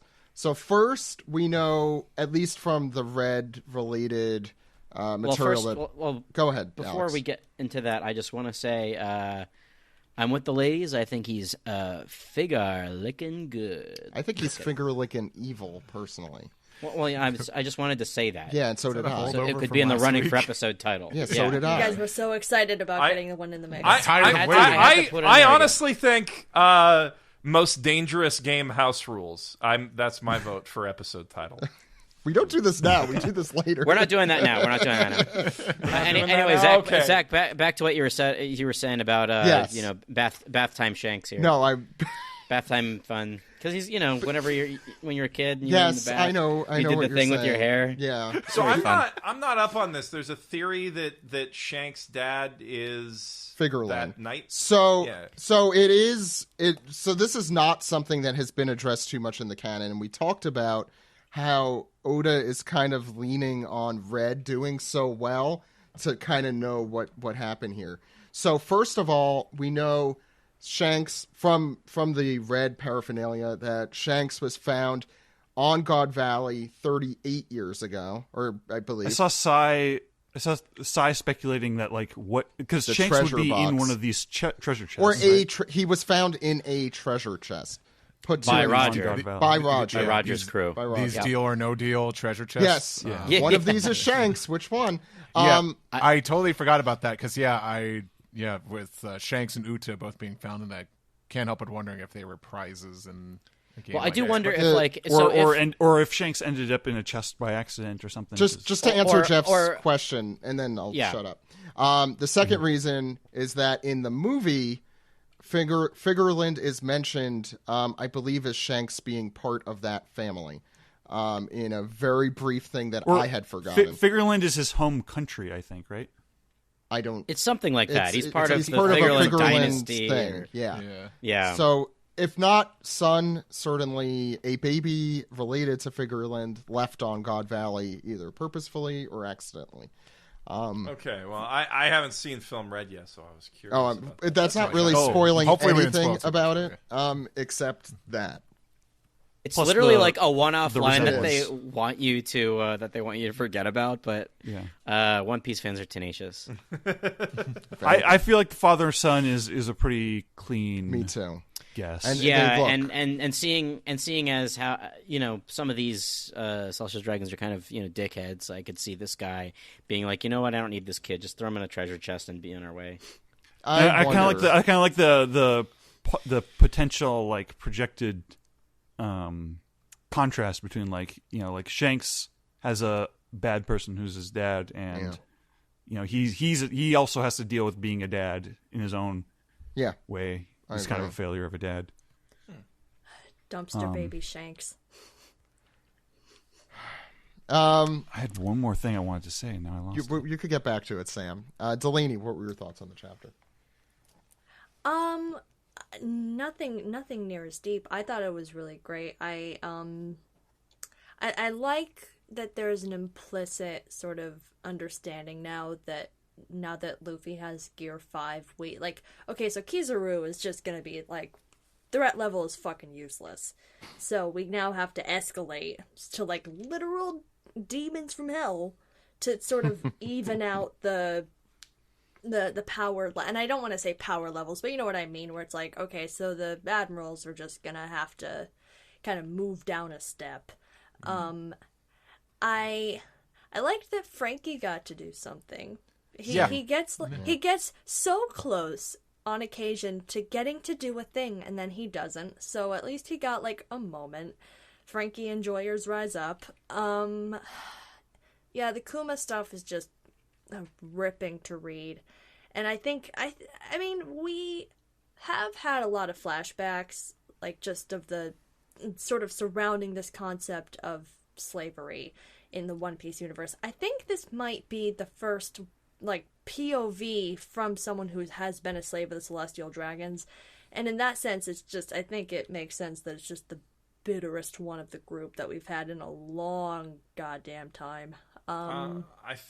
Hancock had flashbacks. Brief, from her. yeah. There was mentions of it, but we never kind of saw It was silhouettes. Wasn't that deep Yeah, in it it. wasn't- Yeah. I think what Delaney's saying, this is the most in depth we've And seen. intimate. In depth of that that we've kind of gone, experience. Yeah. which in fairness, I think it might be for the best that we didn't go into Yeah. Hancock's So- that borderline that exploit, could, but yeah. on top of, of course, Yeah, but don't also overthink it. Don't overthink it, because Jesus Christ, just what Kuma goes through without that aspect is just so hard to read. But I like that. Sorry. No. One thought I did have is like the Kuma scene felt like it felt connected to the like Doflamingo killing his dad scene. Like here's a kid having his dad forcefully taken away from him, and then Doflamingo is the one who's choosing to kill his dad because he wanted to go back to this life. Yeah, I think that there's always this conversation in One Piece about like who benefits from power and what the myriad ways power can be abused and by whom and for what and for why. And I think just kind of putting it down on the ground where it's, and we know Kuma was exploited because he comes from now a rare race of people, which is sort of a new revelation, and I think that's interesting, but I'm not sure quite yet how it's going to like move what we currently know, because we know giants exist. There's giants, so now we've got kind of like an in-between with the Buccaneers. Like, are they half giant people? Are they So I think from this is Melbourne? like... I think that the Ancient Kingdom has a lot to do with the Buccaneers. This is sort of like I agree. Yeah. what we've been talking about for a couple of years where... Oh, I haven't been here for a couple of years. Oh no! I'm sorry, Delaney. I'm sort of getting you up to speed a little bit. You're fine. The overall theory, I think, is that like this race of half giant people sort of came from the Ancient Kingdom. Whether or not they came from the moon initially first. The Lunarians we have too, like this, like yes, this God, other I ancient forgot race, about the the fucking Lunarians. And well, it's Yeah. interesting that the government is exploiting both for means of technology and technological development, the Lunarians Yes. and the Buccaneers with Kuma. And Yeah. there's this I guess the theory too is that those who have like D in their names are sort of descended from people of the Ancient Kingdom. So I feel like this is sort of connective tissue here for the Ancient Kingdom, the Void Century, all that. So, would Buccaneers be distinct from other large humans like Whitebeard? Or Big Mom. Was Big Mom Yeah. specifically half giant, or could it be? She that was just it like a was- freak. She just like came Her out. parents, We don't know- yeah, her parents were. Yeah, her We don't parents know- both in were fa- regular. I almost said Yeah. tiny. She For could have recessive. been like Retrospect. a buccaneer. Yeah. Yeah, I mean, with that context now, which like Yeah, like honestly, how But fishmen also, adopt their fish features from like long distance It's recessive traits. ancestors. Right. but Yeah. but also like Bonnie's clearly doesn't have that buccaneer Mm-hmm. genetic. Assuming she's blood related. And we also have all that stuff Assuming. with bloodline Yeah. elements, and there might even be explanations down the line since we have Vegapunk around for the moment. See, like, my I theory- thought bloodline elements was just like the Vegapunk's theory term for DNA. Yeah. It is, but he also it's a little. There's a fantasy science fiction twist to it in that with the Seraphim, he was saying how their personality traits and so like Hancock, Right, still yeah. loving Luffy or something is still in the Is DNA, in the DNA, yeah. which is different than obviously that usually doesn't happen in it's all actual in DNA. your DNA. You don't think you can be born with a love for Luffy? I think we're all born with a love for Luffy. Genetically predestined to love Luffy. Yeah. That just Maybe she's born with it. Maybe it's Mayboaline. I've been trying to Maybe like fit the pieces together on how like I think a lot of the different sub races like probably have like common ancestors like like giants and large humans and like horned people. There's they can all be traced back to like the Horus species and we could So, say the previous discussion we were having about Saturn. Maybe they're a whole different thing too. We don't know. Maybe. I think that you're sort of onto something with like everything sort of ties back to one. In that or a couple like sure. the Sky People come from like Lunarians or whatever, Well, there's the or three they share an races of ancestor sky with people. Lunarians. That's not from What I wonder also is that this makes me think about the fight between Who's Who and Jinbei, because Who's Who is like, oh yeah, I hear you fish people worship the sun god Nika, and the Buccaneer people worship the sun god Nika. There is a very, there's a possibility here. I think Who's Who is saying like, oh, fish people and slaves are the same, right? Oh yeah, maybe. I mean, that's oh true. yeah, did he mention slaves specifically, or I thought it was an Impel Down? Yeah, I think he was talking about slaves. I thought he was talking about. I'd have to prisoners. go back and reread it, Yeah, but I'll try and find it. For a moment there, I was sort of trying to connect fish people to the Buccaneers. I think that's. Yeah, well, so what's his name? Big Pan in Fox's crew is like half giant, half fishman. Yeah. There's also the minx. Like you gotta minx, wonder fish what the origin people, of the minx is. horned people, winged people, long arms, long legs. I mean, Oda's got to do some tontatas. heavy lifting when it comes to connective tissue here, but I think that, obviously we're on the verge of something here. Yeah. Maybe they all came from different planets originally. Yeah, that's a theory I would. The different planets that are surrounding the globe. Yeah. Are ogre horns and goat horns? Do they have a shared ancestor? Maybe. Well, we'll get there. Where were we? Delaney, any other thoughts on the chapter? I mean, now that we mention it, honestly, I think the one thing that this raises the question for me for, because I was thinking like, oh yeah, we're shifting the power balance. What? I have read this series for a year. What the hell is the name of the guy who killed Ace? Akainu. What's his nuts? Akainu. Yeah. So like. That's the DoorDash. Now thing. It's the. Doesn't he have a new name now? That Sakazuki is his actual name. That's his given name. Yeah, Akainu Yeah. was his name as an admiral. And now it's Sakazuki. Yeah. I'm assuming. Yes.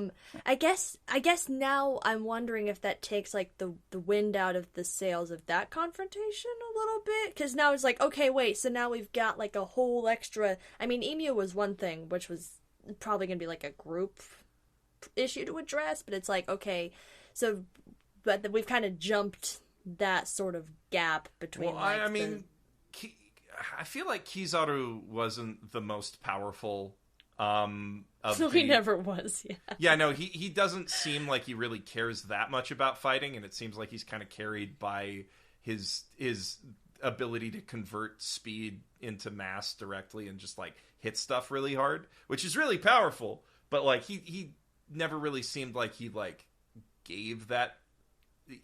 He doesn't seem like he's trying as hard as... He's not trying at all. No, he's definitely coasting most of the time if he can help it. Yeah. And like, so I don't think that the admirals are necessarily out. He's probably like lower on the admiral totem pole than, the main ones who they built up. But also, man, I love what these last couple this last arc has done with the power scaling, because like, I'm not normally that enthused about power scaling because it's the same thing in every shonen anime, but in One Piece it's just gone so far that they can do these moments. Like, I love when Lucci is just like, okay, Luffy's out of the room, I can make my move now, and then Zoro's like, nah bitch, you're on my level now, come on, let's do this. You could say that. But yeah, like, this has been like a really, I think, solid arc for setting up how much more powerful everyone is now that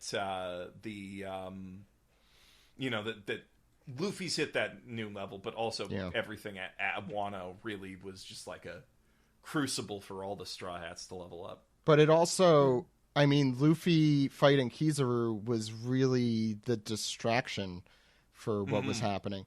I think it just shows also, we're at the point in the story where an admiral is not supposed to be the formidable thing it was. I think the character of like someone like Sakazuki or Kuzan, that's one thing, because it's the character development, but just the idea of an admiral is scary, not terrifying, like it was when Robin. Now the government threat is like Garling and the elders. Yeah, we're up who have until this point been just chilling on Mary Joa. Yeah, because now they got fucking Final Fantasy monsters running the like the Senate is Final Fantasy summons, so fun development. I think that's pretty nifty. But I like I like Shiva's policies, but I don't think that her debate skills are great. I also like. I wonder how powerful the Quetzalcoatl or bust. I wonder how powerful the elders are relative to everybody else, right? Because like, one, they never leave Mary Jaw, pretty much, right? So they maybe they don't count themselves within the Navy's military force, but like the original idea was that the warlords, the emperors, and the Navy, and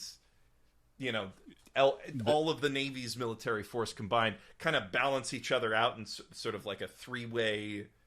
Or it was all of the Marines and all of the warlords together equals the four emperors. Equals the four emperors, right? So like, are the elders that much of a threat? Yes. Are they on the level? Are they on the level of Kaido or Big Mom? Or are they a level below that? No, I would above. suspect They're like the main boss. They're like the strongest. Like they're clearly the strongest. Or a main boss. They're not to be fucked with. Basically, we're doing power scale. But right I don't think the story is going to be do about power scaling. Fuck that shit. This is. I don't think the story is going to be about overcoming the elders in the same way it's been about overcoming the emperors. I think that's true. That's, I think, the point. They're demons. Like, look at them. They're demons. I think it is a story motif more than it is a who's stronger than who. Well, I mean, it's always a story motif. Who's stronger than who doesn't really matter. Yeah. But like in this specific case, it's interesting because like the whole idea was like the four emperors were such a big geopolitical force that they needed the seven warlords to oppose them, and like, if they had five guys that strong just in reserve the whole time who are on the level of Big Mom, I don't know if that tracks. If you put it on a geopolitical point of view, just to very quickly go through, this is the execution of Ace. They were worried that Whitebeard was going to come. As far as the five elders care, this doesn't. How do they even give a crap about what's going on there in Marineford? Like, none of what occurred really matters, crucially at least, to their power. Like if something got to the level where it's threatening the power of the world government, that's. Well, that's I mean, the whole. I'm guessing the elders are like about Admiral Strength, but they don't want to move much. Yeah, like that is a piece on the board you don't move. Or very often. Or maybe they're above Admiral Strength, but they have back problems. They are old. Garling is like somewhere between like an admiral and an emperor or whatever. Garling could be weak for all we know. Like that's the other thing. He feels strong to me because he feels like he's supposed to be. He just cheats. Yeah, I mean, it says he's the favorite to win, so that's the favorite to slaughter a bunch of even when he was people. like first. Yeah. Even when he was first introduced as like an old man, I was like, oh, so like this is how the Holy Knights are how we're still introducing threats that the Straw Hats will have to fight among the government. Look, I think here what the point being is that the five elders, it's not that it's because they're strong that they don't want to lift a finger. It's more that they just don't. They think themselves to be higher beings. That's all it is. It's you take the celestial dragons and you put them on steroids. Basically, that's what's happening. Or they really don't want to risk something going wrong if they're like out in the field ever. I mean, there's that too. They would prefer to be the chess players, or they need to be at Emu's hand. I think like the entire reason that Saturn is here. Like, okay, let's talk about the reason that Saturn's here to begin with, right? Is it a like contingency plan if Kizaru did fail to kill Vegapunk? Well, what we have here is the all the world's knowledge in one place. Like this is a Ohara level worse threat here. I think they saw it. I mean, there's some intelligence that Saturn wants that he doesn't want even Kizaru to see. Or well, it's the stuff with the Mother Flame. Mother frame. I forget which we landed on. Yeah. That's right. They need the mother frame or whatever to the seraphim continue to enforce whatever the fuck Emu wants. That's the This is really the pecking order is really Emu is at the top here, and the five elders are just his lackeys, his pawns. Yeah. Like it's not. I don't even think pawns. I think they're all obviously in it together for whatever reason.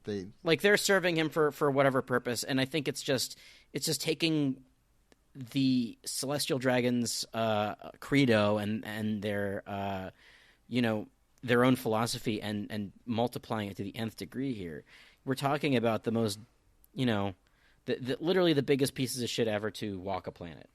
Mm-hmm. They think they're above everybody else. They think everybody else is below them.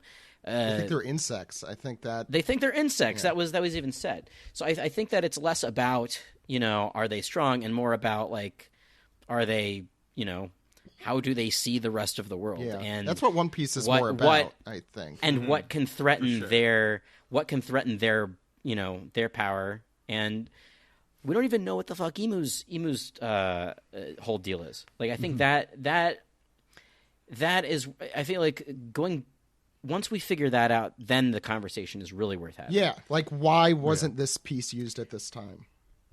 Emu would explain that. Yeah, I think once we find out that, then everything else will sort of fall into place when it comes to motivation.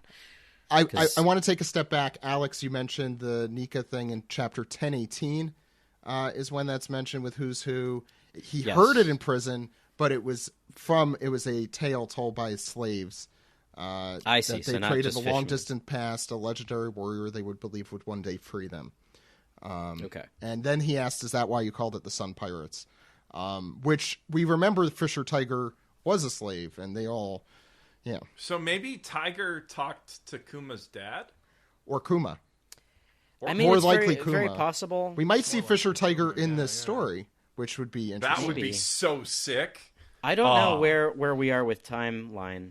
I forget where Fisher Tiger escaped, and that was 20-some years before the. Yeah, didn't Fisher Tiger escape with Boa? Although it looks like he freed Boa. I'll say freed Boa. It looks like Kuma is escaping at God Valley. If I had to place bets, so but then Kuma also has to become king of Sorbet at some point. There's a lot of pieces. That's the thing. Oda has really set up a lot of little pieces here. And even Kav being here makes me wonder if we're gonna see young Crocodile. Yeah, or who Ginny is. Oh, who knows? Can I mention one of the fan theories I saw is that Luffy's mom, because of the meat. But that's not. But that's. Okay, because of the meat, but where are we with timeline age here? So timeline and age. This person would probably be 50 now, right? Okay, 12-year-old. Must be the same age range as Dragon, because Iva and Dragon are not. They're not close, but they seem the same range. I have to check my Vivre cards. I think Dragon's a year older than Eva, if I'm not mistaken. Okay. I think I saw something. Oh, that's right. There's a dictionary. All right.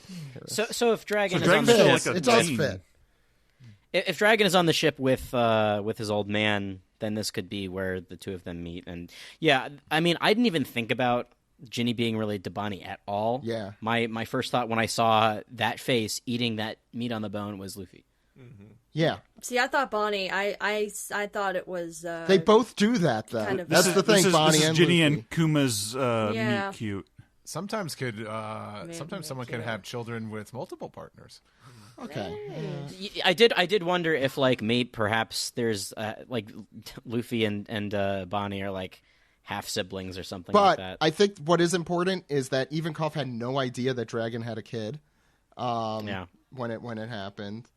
And he never really puts two and two as to who the mother would be there. It doesn't say anything about it. We're still looking for the answers to why exactly, when Sakazuki and Bonnie came face to face way back post Marineford, why exactly the government and the Navy were trying to track her down.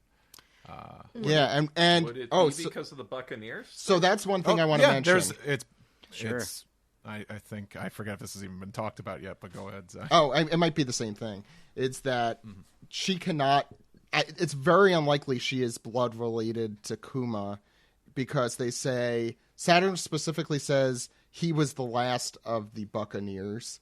Bonnie, and also of the extinct Buccaneer people, the last survivor, and also the fact that they let Bonnie survive, seemingly repeatedly. Is, I mean, they were definitely trying to fix that. I think most recently they were, but Sakazuki confronted Bonnie and could have easily murdered her if there was cause. Well, he was going to take her in because they probably... Or that. Maybe they want to like harvest her Buccaneer DNA or something. I personally don't think... And, you know... Which I guess they could have gotten from Kuma. But... The series is much about found family as well that I think would be perfectly fine. I could see it going on. Issue. Yeah. One way. Oh, and also the other reason is Bonnie asks, "Will Nika come and free me too?" Specifically, unless she's thinking of the conversation with two other. I don't know. He says Bonnie. It's ever since I was a boy. I mean, I think he's like Vegapunk's known her for a really long time, right? So I feel like they've both were. And then we get into the age thing. Is how old is she supposed to be? I feel like this Bonnie moment is leading. Like I feel like we're leading up to a moment where Kuma leaves Bonnie still in some kind of slavery type situation with the promise of coming back and freeing her. Yeah, maybe. I don't know. We'll find that more. About that. We'll find. I'm sure we'll get there. Steve, Delaney, any other thoughts on the chapter? Oh, yeah. We were finishing up, Delaney. Still my turn. I don't know. Well, now my only thought is you can tell how green I am because on my second fucking episode, I accidentally started a power scaling conversation. Excellent. So, you know, great time. I genuinely did have. You should have known better. This one. Great times I at should have podcast known time. better. Yep. Oh yeah. Well, it was a good chapter. I had fun. Thank you, Delaney. Steve, I know you have limited time. What did you think? Yeah. I mean, God, it's such a dense discussion here. I don't think there's anything else really left for me to say or even strike up a conversation about here. It was just like it was just a very good chapter. And just, you know, we just talked about just like, you know, the emotions going, just, you know, the emotional lows of Kuma's little backstory here and setting up just what the hell went down at God Valley, which is funny because are we going to find out about God Valley before we find out about Rocky Port? It'd be funny if we the never Rocky find out Port about Rocky incident Port. was in Blackbeard's. It was full lad. There was a Rocky Port. The Rocky Port picture show.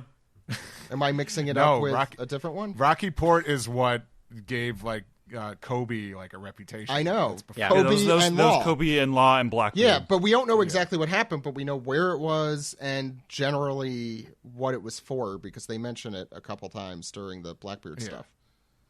Yeah, but I thought that all happened before this stuff. Yeah, that was like during the time skip. No, that was, Yes, that's what I meant, yeah. I am not about to get into it. No, I don't. No, this was I'm just going to leave it as, this was like an excellent chapter. Great stuff here. Alex. Great. God, I had so many thoughts about this chapter before we started getting into discussions about this and that.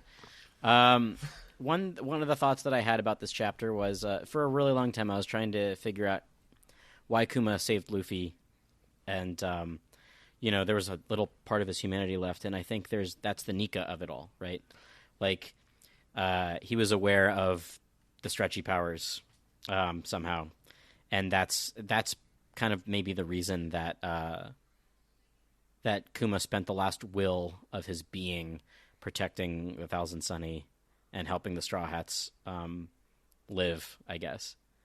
That was like a big thought I had. That makes sense. Yeah. I think. It's really unfortunate that Kuma's dad's name is Clap. Don't pile on the guy. Yeah. That whole thing kind of reminded me a little bit of Ranking of Kings, actually. Oh, yeah, I see it. Big giant man. Yeah. God. Little wife. Little wife, yeah. Yeah, we talked about the Frankie thing. We talked about who Ginny could possibly be. Garling. Another like Shanks sort of connective tissue is that they have similar swords. And it makes me wonder, like, oh man, is Shanks actually like a not so decent guy? And like, what was I wonder if we're going to get like a sad Shanks flashback? Not something I ever even thought about, but like there's some like in between Roger's execution and where we see Shanks now. Yeah. There has to be some sort of reckoning as far as Shanks's lineage goes because of his meeting with the five elders. That you know, where he's, like, that wearing still the cloak. confuses the hell out of me. And he's like, I have to tell you about a certain pirate, and I believe that pirate to be Luffy because of the whole Nika thing, and that's the one thing that's going to sort of put a damper in Emu / the Five Elders' plans. So I do wonder what Shanks's like true motives are as far as all that is concerned. I mean, with One Piece sad backstories, I just have learned to assume it's not a matter of if so much as when. So yeah. I'm sure something's coming. It just never occurred to me that Shanks would have one, which is dumb. But I think that like there's definitely you know, there's a void century missing in Shanks's history. Except it's a couple of years.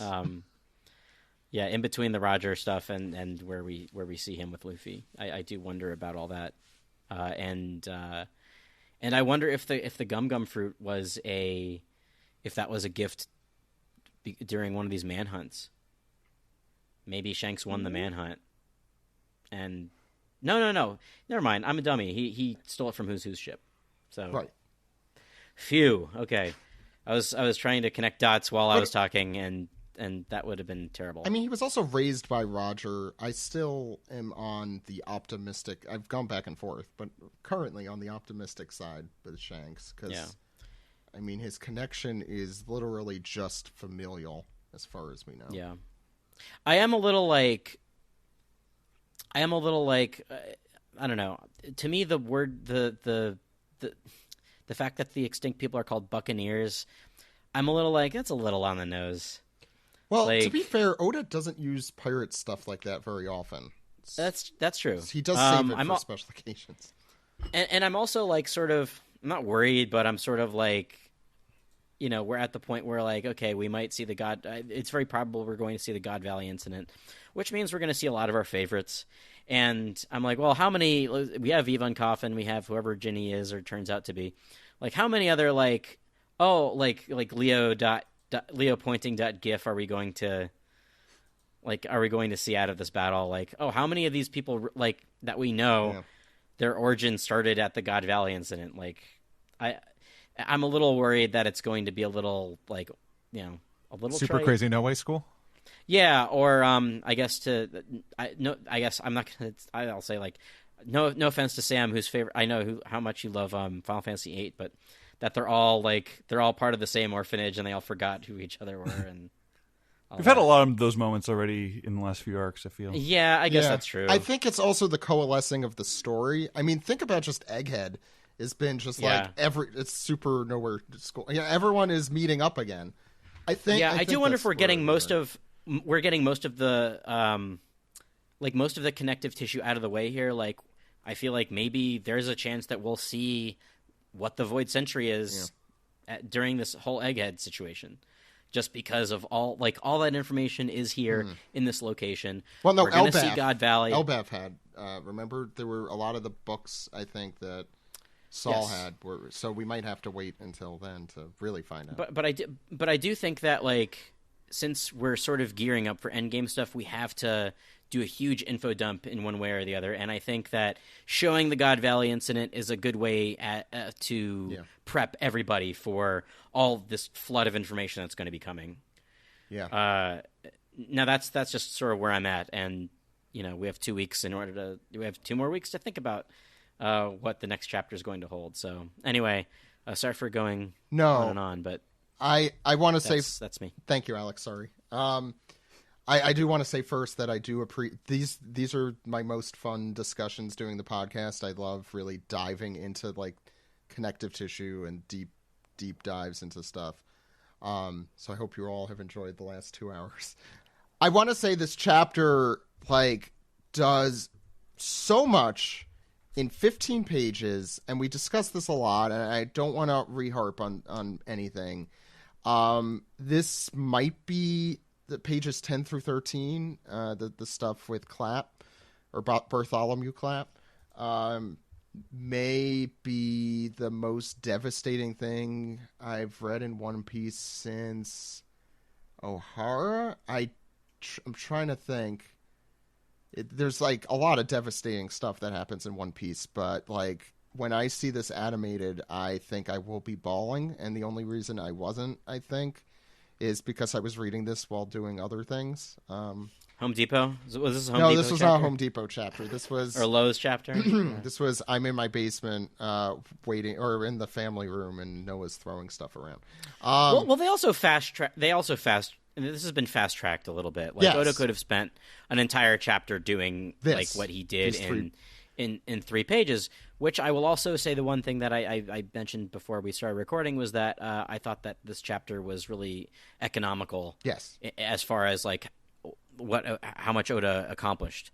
It's sort of like it felt like reading old One Piece again. To be fair, he's best at that in flashbacks. I like Oda's, and I think most of us would agree, I think Oda's best storytelling is in flashbacks, because there are these little vignettes of really devastatingly emotional material for the most part. I think I could say almost for certain that my favorite parts of One Piece are flashbacks. Nolan Calgara, the Fishman Island, certainly with Fisher Tiger and Otohime. Like all of that kind of stuff is the most standout to me. And he used to be so economical about it. Like this Nami's flashback, we did talk about how short it was in the live action, but I think it's only a few pages in the manga. It's very succinct. Yeah.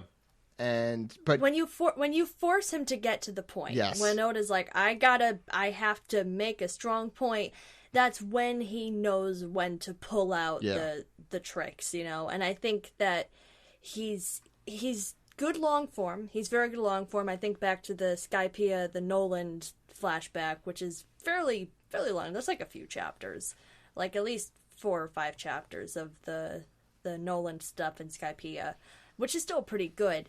But like when you say like you have X amount of time to convey information, go. And he's so effective when you kind of trim all the stuff to the side. Not that I don't like the stuff, but I like when he just gets snappy. I mean, part of that... I will say, sorry, Steve. This is all fair praise, Hi, Steve. because I thought the same thing. But what also hurt this for me a little bit, not that I don't think Oda stuck the landing, but I had just reread Chopper's flashback in the manga, and that's incredible, you know, like a world of difference between the two. But that is early One Piece at this point now, but he really let moments breathe. But here it's like, nah, I set him in the last arc, so I better get moving. So no, I think this is what I think. So Chopper, I agree. I do love the moments of breathing in that.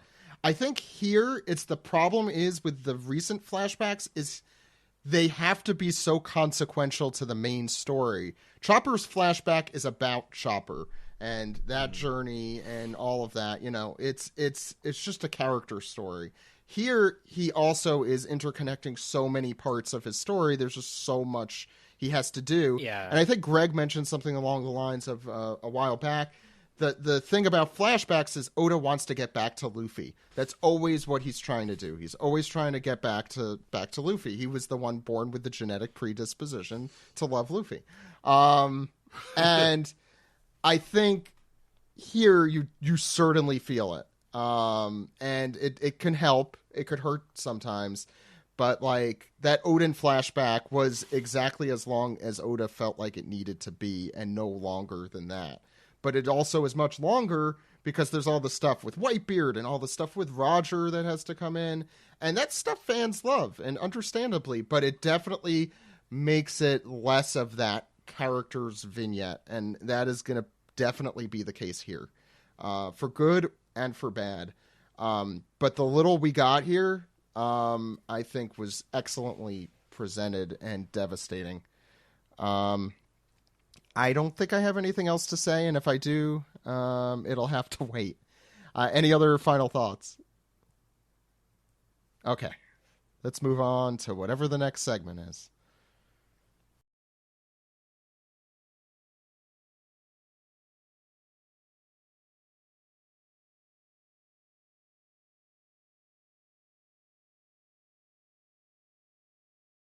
This is the double anime recap for episodes 1078 and 1079. I'm your host Sam, and today with me we have Monolith Soft's own Steve Yurko. Sauce me up, Monolith Sam. Monolith Soft, creators of Xenoblade Chronicles 2, which I've been playing, and I need somebody to answer for its crimes. You said Monolith Soft. I thought you said Monolith Sauce. Oh. Anywho. Episode 1078. He returns, the shogun of the land of Wano, Kozuki Momonosuke. And the title card is at 2 minutes and 4 seconds. And it is opening with the crowd running away out of fear because they believe that the dragon who just crashed into the ground was Kaido. But there's one straggler from the group who stays behind, and he recognizes that something's up. And he's yelling back to the crowd, like, I don't think that was Kaido. And the crowd's all like, well, if that wasn't Kaido, then who was it? And then the camera pans up, and it's Denjiro. Denjiro's the dragon, according to the filmic language here. He's not, but so we get the group shot. Denjiro and Hiyori are up at the front because they're people who, under different names, they're people who the citizens of Wano would recognize. And then as the rest of the samurai come out of the dust, we have Kinemon doing a kabuki pose. And then we get the whole roll call of the Akazaya 9. Shinobu included, now that Kanjuro is out. That there's some space. And somebody sets up a video transponder snail and just conveniently broadcasts it for the rest of the country. And then we cut to back at the performance floor where Yamato is introducing himself to the rest of the crew. He's like, "Oh, I'm a member of the crew." Yeah, as a member of the crew. It's like, I'm with you guys now. And I think Alex has mentioned this a couple times that Kazuki Yao is sounding rough these days. And I didn't really pick up on it until this one. He sounds like real rough here. Like he sounds like he's recording with like a lot of like he's slowing down, and he sounds like he's got like food in his mouth as he's talking. I don't want to speak of someone I don't even know, but don't smoke.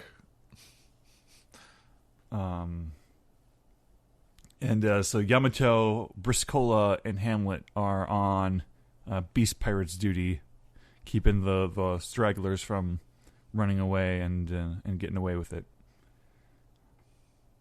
And Usopp is asking the rest of the crew. So like, what do we do about the two on the side there, Briscola and Hamlet? And then Tama volunteers and says, "Oh, don't worry, my powers will last until the next moon, or the end of the next moon, or the same moon, so a month." And whether the animals she tames with her powers will stay friendly or not, it just kind of depends on the nature of the person, or whether they're comfortable being a good guy or not. And Horselina, aka Speed, scoops Tama up, and she's like, "Oh, I'm gonna be with you forever." And Tama wants her to be like her mother, and Speed is moved by this. Her new nickname could be Horse Mom. Horse Mom. And now it is... Yes? No, go ahead.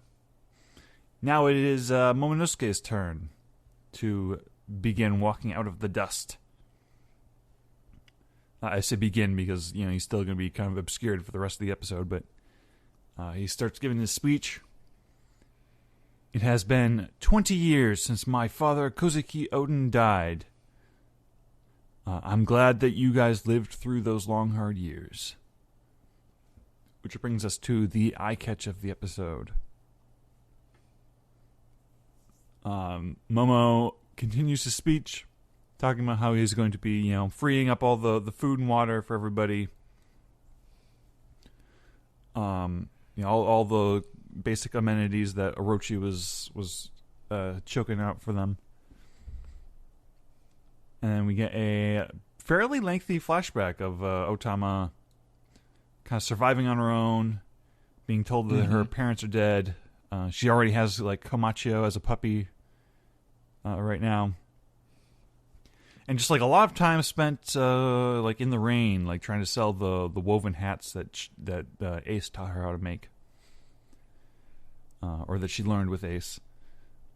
No, she taught Ace, right? I think she taught Ace. She taught Ace. She's living on her own. She was a little, she was, small time business owner. When times were tough, and calling out to the people on the streets hat, and everybody's got a hat already. I really, really felt sorry for her. She's so cute, but there's no market for her, and she's trying to survive off of this. This is file for Chapter 1 bankruptcy. Right. This is where she meets Hitetsu, who's looking over her. And in the present, Tama is crying in Nami's arms because she's just all that time she spent trying to keep a good sunny disposition. Now it's all crumbling. Momonosuke draws his sword, and we get sakura trees and sakura petals start, flowing in the wind. He announces that the Ninja Pirate Mink Samurai Alliance has defeated Kaido and Orochi. And as the people are learning this and understanding it, and it's beginning to cheer, we get the big instrumental version of We Are. Yeah, great use of it here. And we are remembering our fallen comrades of Pedro, Yasuie, Shutenmaru, and Izo, or Ashura Doji, as we would have known him, and Izo. And we get the shot of Momonosuke's hand trembling as he's trying to kind of keep his emotions straight, and he's kind of whispering to Kinemon, "Hey, what should I say? Is that enough for a speech?" And then Kinemon just says, just show off a little. And Momonosuke, you're a dragon man now. Momonosuke announces, "This is the name my father gave me. It means peerless. From now on, I, Kozuki Momonosuke, will rule the land of Wano." And then we get the full view at last. Adult Momonosuke. He looks like Odin, but he doesn't have any goofy hair stuff. He's just he's just a man. He's just a man's man now. And we got the Hiyori pufferfish face crying. Yeah, a little great bit of animation here. I really like the go ahead. Yes. No. I was just gonna say, even the narrator is saying Momonosuke, not the strongest of them. No. But he will earn his place as Shogun of Wano. It's to be continued on 1078. And 1079 is The Morning Comes, Luffy and the Others Rest. And this episode opens with the five elders talking about Nika. And they're taking the fact that Zo has disappeared into the fog as a sign that Wano will not be opening its borders yet. And they're like, oh, somebody who knows better is in charge, it seems. And they're like giving orders to the CP0, the Maha guy. They're like, this hey, is not Maha. Maha be dead. Maha be dead. What's do we know this guy? We totally do. Their names I don't because There's Guernica, Maha, there is Maha, and let me get this dude. Joseph. Joseph, is that it? Yeah. Is it with an F? It's the one. No, PH. No. Oh, wow. Yeah, because this is the one with like the yellow kind of beard, right? I thought he was like a mask guy. He looked like Maha, if I remembered. No, Maha fought Izo and got killed. That's right. Maha I do remember is the that stick mask. Yeah. Well, so they're on the transponder snails, and somebody is jamming up their signal. And this may be Ryokugyu. I like this kind of shot of Drake waking up in like the rubble with this this little sun streak coming through the window, like right on his face. He's waking up, and Hawkins is kind of standing over him, leaning against one of the pillars. He's missing an arm. Killer took his arm. And Hawkins is asking Drake, like, so you were a Marine? And Drake's just like, you've looked better.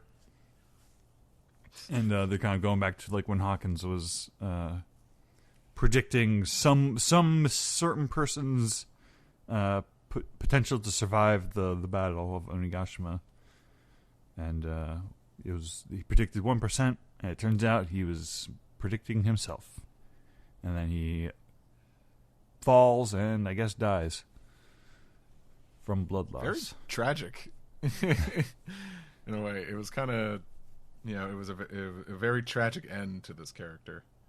Yeah, getting his kind of excuse for why he chose to side with Kaido. Mm-hmm. Yeah, and we talked about this way back with the Killer and fight. Hawkins episode. Yeah, how like he's a tragic character for not taking a chance on himself. Because he talks about how like it's like I was ready to just align with Kaido, but Kid and Killer just wouldn't like say die. They wouldn't agree. Hawkins definitely feels like he's in that gray area where like I wouldn't put it past Oda to like just like bring him back. But he's just like retired now or something. I know, yeah, but it like this does feel like because we're just talking about how like Izo and Ashura are dead. That's why it doesn't put me. Wouldn't put him past Oda. I'm like, yeah, this kind of feels like you're killing off Hawkins. But yeah, as you said too, it's like if at the very least, if we pull a Pell and he's still alive, I think it's maybe something like where it's like Bellamy, where I think Hawkins is like, yes, my pirate days are over. we just see him on like a Decks of the World or something. Mm-hmm.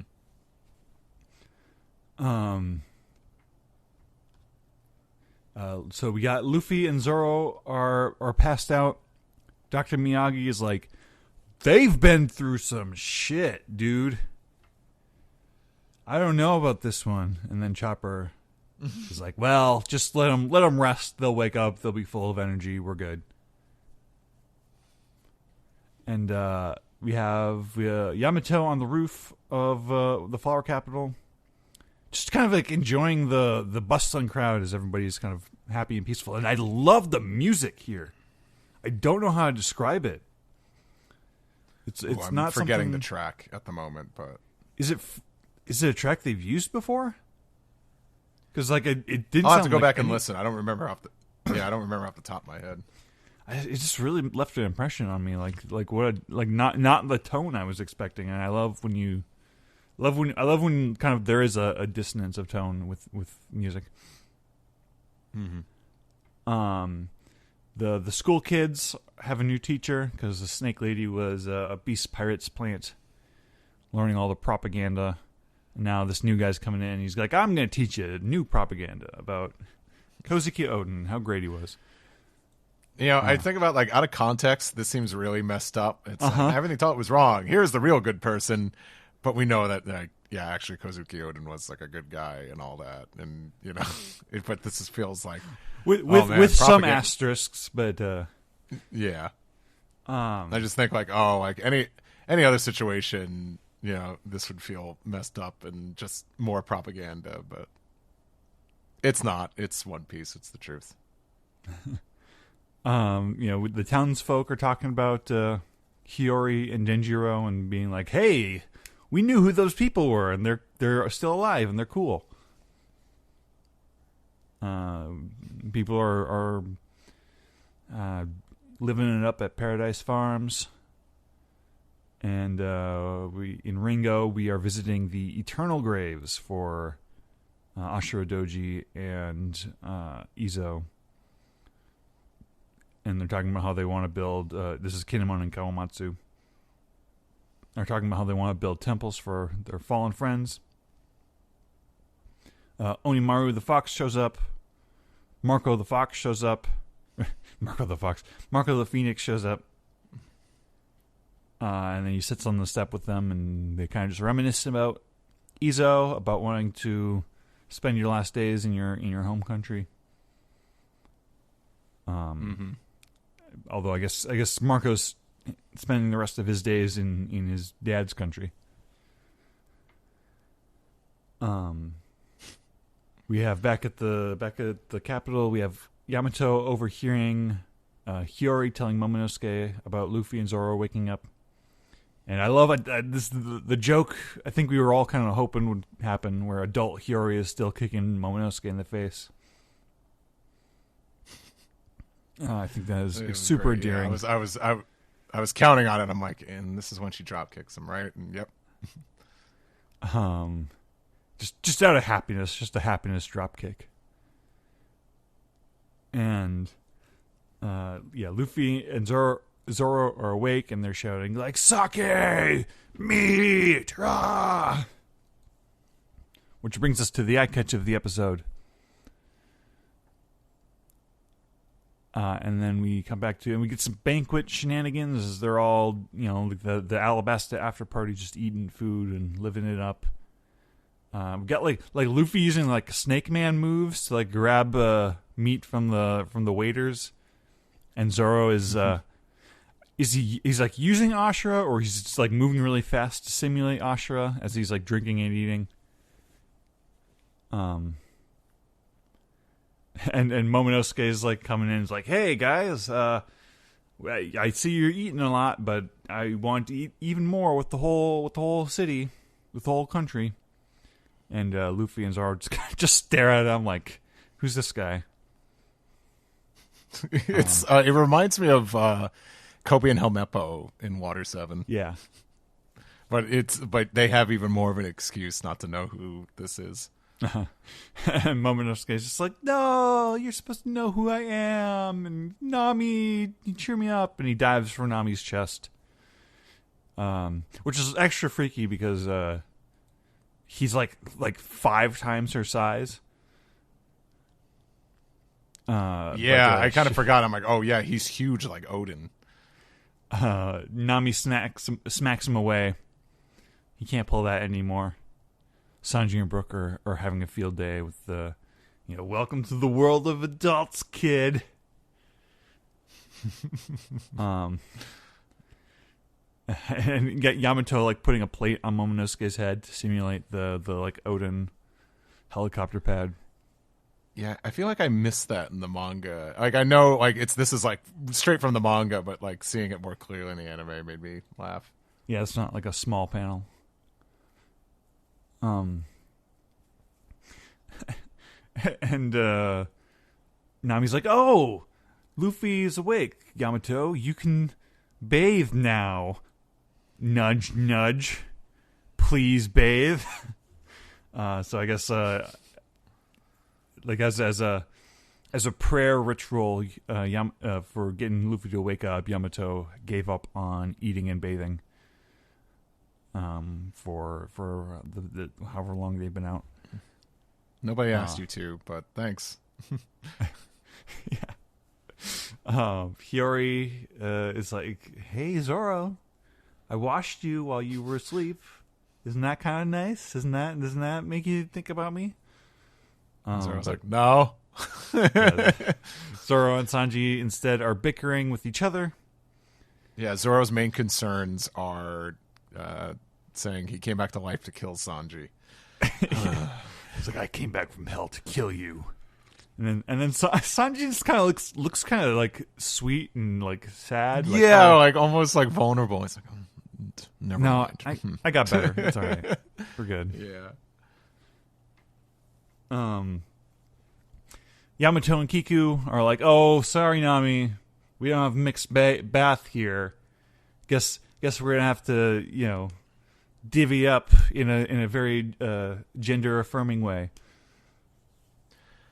And like we get like a little bonus like reaction shot of Nami here to that where Nami just kind of cocks her head, just trying to like I guess I know what you mean.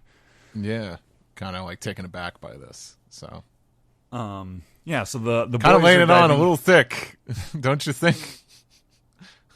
The boys are diving into the for some bath. people. Luffy and Yamato and everybody. They're just having a good time splashing around. Sanji has to get his nosebleed in. But it's a well-meaning, good-spirited nosebleed. Yeah, we could say that. And in the women's bath, Kiku's there. Tama is having fun feeling up Nami's chest because somebody has to, apparently. Someday she'll be as developed as you. Yeah, she's the Momonosuke now. And Carrot just going ballistic in the background, doing like cartwheels and stuff. No, she's got the zoomies. It's very funny. And then back at like the shore, we have Kid and Law's crew are all kind of admiring the General Frankie. And Beppo's wondering about bounties, aren't we all? Right? And Apu's like, "Bounties, huh? I know bounties." Yeah, the one guy that no one really wanted to survive the Battle of Onigashima. But he's just like, "I'm with you guys now. We're chill, right?" But yeah, he's got the newspaper, and in the newspaper, new bounties and the announcement of the new 4 Emperors of the Sea. And then before we get anywhere with that scene, we have Ryokugyu, the shadowy man with the helicopter no mi. That's flying what it is. in. Yeah, is flying in, and he's on the phone with Akainu, who I guess didn't really want Ryokugyu to go into Wano. He's like, "Don't do anything reckless." And Ryokugyu's like, "Oh, don't worry, I understand. I know what you mean." And also, I guess this is now it's time to say that new voice for Ryokugyu, because Keiji Fujiwara died, and now it is Junichi Suabe, who's like the voice of like Abachio in JoJo's and like Sukuna and Jujutsu Kaisen. Okay. To be continued. General thoughts on these episodes, Steve? I really like these episodes. I don't mind the pacing at all. Like, I really like the attention to Tama and kind of getting her story a little bit more. That one kind of hit hard. I like the little the blue and pink bear animation describing her powers. One of my favorite shots is I really liked Kinemon's reaction to Momonosuke. Him kind of just getting, visibly like very emotional over it. Some great animation, but also a great reminder that these two were paired up for so long. Yeah. I think in real years. But to think like these Kinemon gets to be a proud dad. Yeah, we once thought of them as father and son, blood related, but I'd like to think Kinemon is still kind of like his honorary dad. So I like seeing Kinemon getting worked up, over his adopted son, basically. And then the second episode, just so a lot of great vibes throughout. I was just trying to remember what scene in particular I really liked from the second episode, but it was just overall it was really fun. It was great to see the Straw Hats interact. Yeah, sorry, I forgot my one example I wanted to bring, but I'm curious what your thoughts were. I pretty much agree completely. I thought these were both quite nice.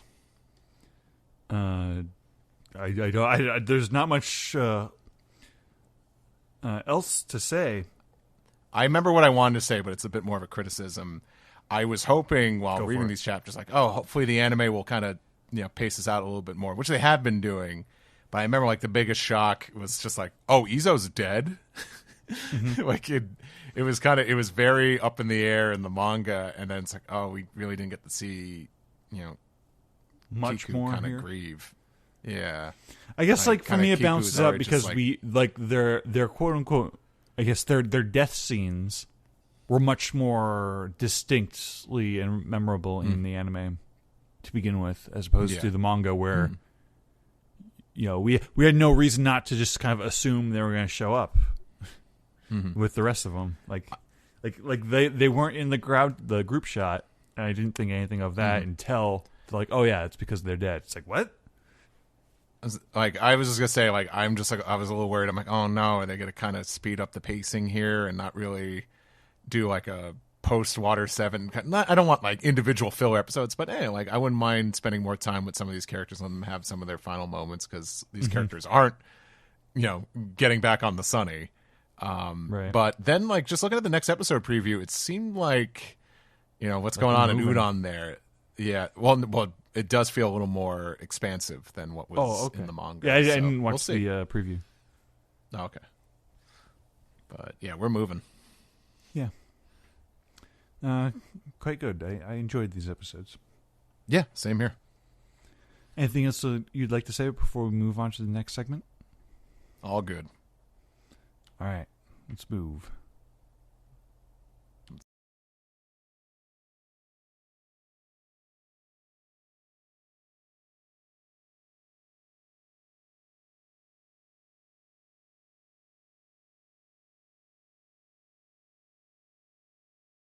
This has been episode 791 of the One Piece podcast for October 16th, 2023. Sorry there is no Piece Together this week, but unfortunately we all ran out of time here and have other commitments, unfortunately, and we talked for a very long time about the chapter and could probably talk for another double the length of this, I think, pretty safe to say. But thank you all for coming on. This was a really fun one. Geoff, where could people find you? You can find me on YouTube at youtube.com/MothersBasement. You can also find me at Twitch, twitch.tv/Geoff Thew, Geoff, not the inferior spelling of Jeff, in case anybody is confused. And THEW is my last name. I'm also on Twitter at G0FFTHEW, because a very long time ago I thought it was clever to be Geoff Thew, and I did not think at all about how hard that would be with like emails and everything for the rest of my life. Big mistake. Don't leet speak in your primary business handle.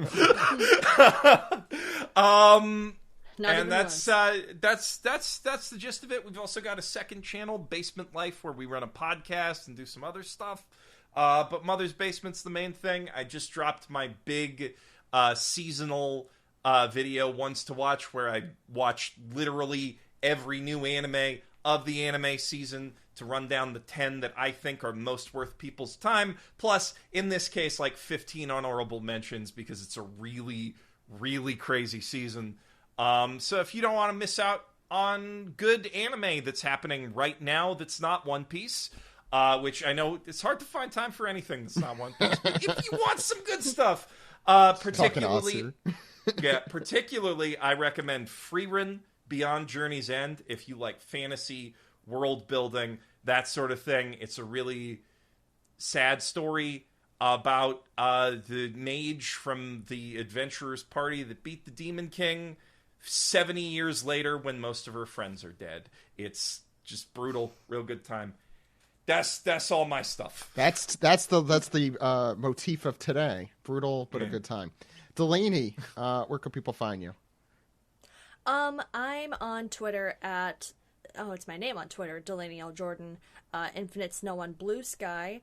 Infinite Snow Productions on YouTube. Definitely keep in touch. I don't know how many of y'all are in the UK, but I just announced that my live show. I'm going to be doing a improv comedy presentation lecture sort of thing called I Know My Taste in Fictional Men is Bad, parentheses, I know it's bad, and parentheses, for a couple nights. So if you're UK based and you want to hear me go absolutely batshit insane, there will be some One Piece mentions if that's pertinent to your interest, if that's contingent on you arriving. But yeah, that's it for me as of right now. Sam, where can people find you? They can find me on Twitter at Lucky Chainsaw. They can find me on Blue Sky at lcsam. .bluesky.com, however Blue Sky tags work. I keep forgetting. I forgot my Blue Sky. I got one of those too.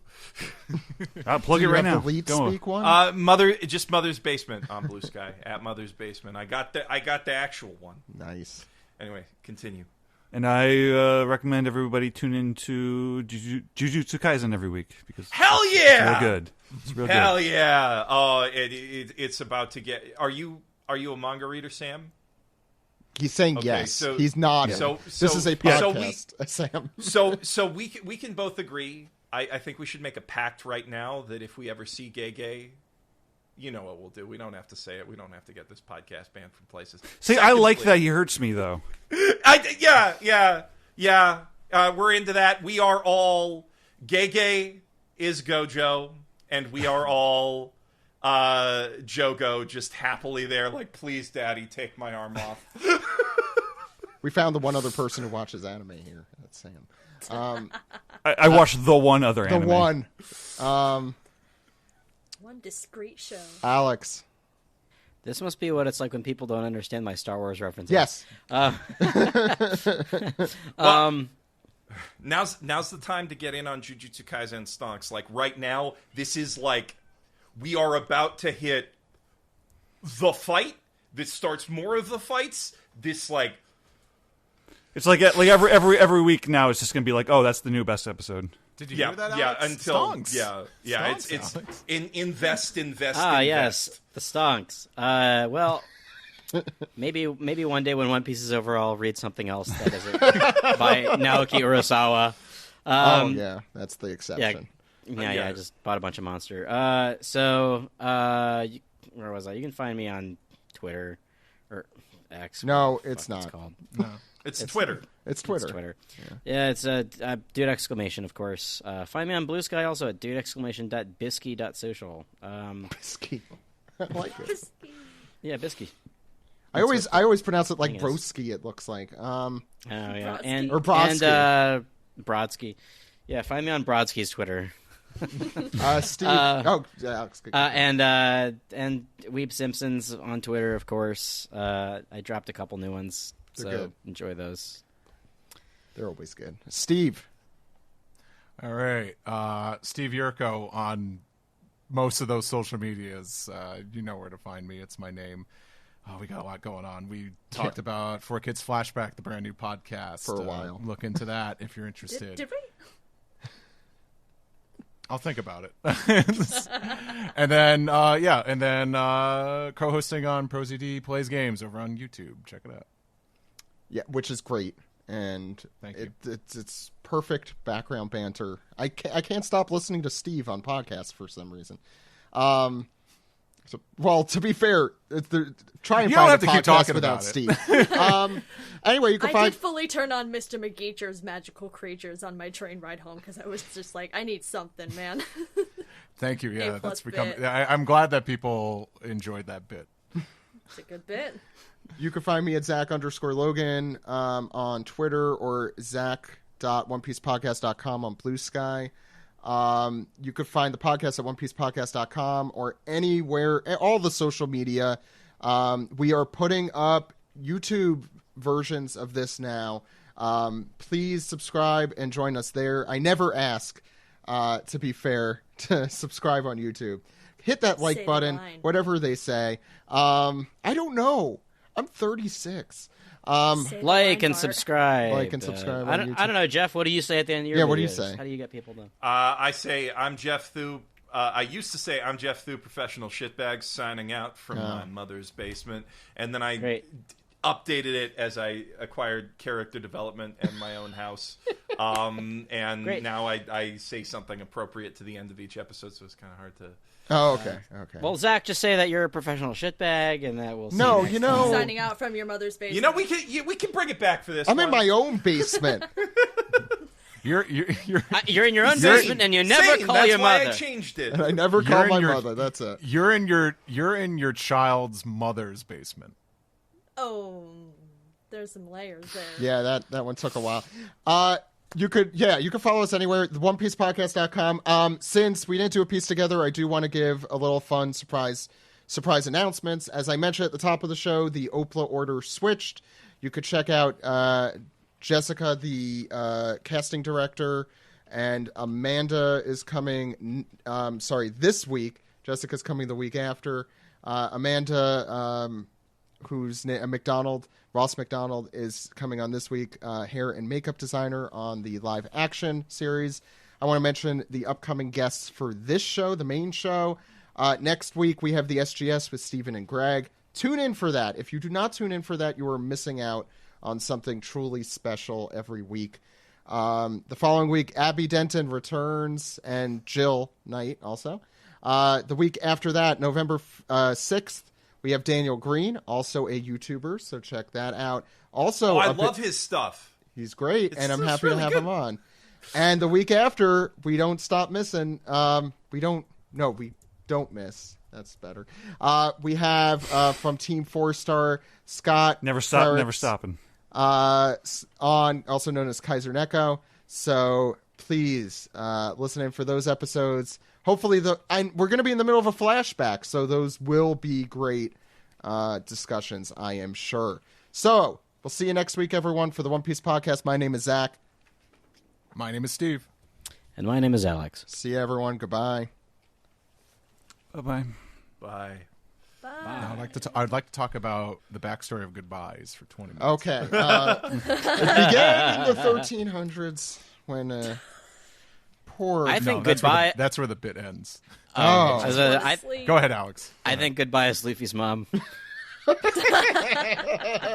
right. There it is.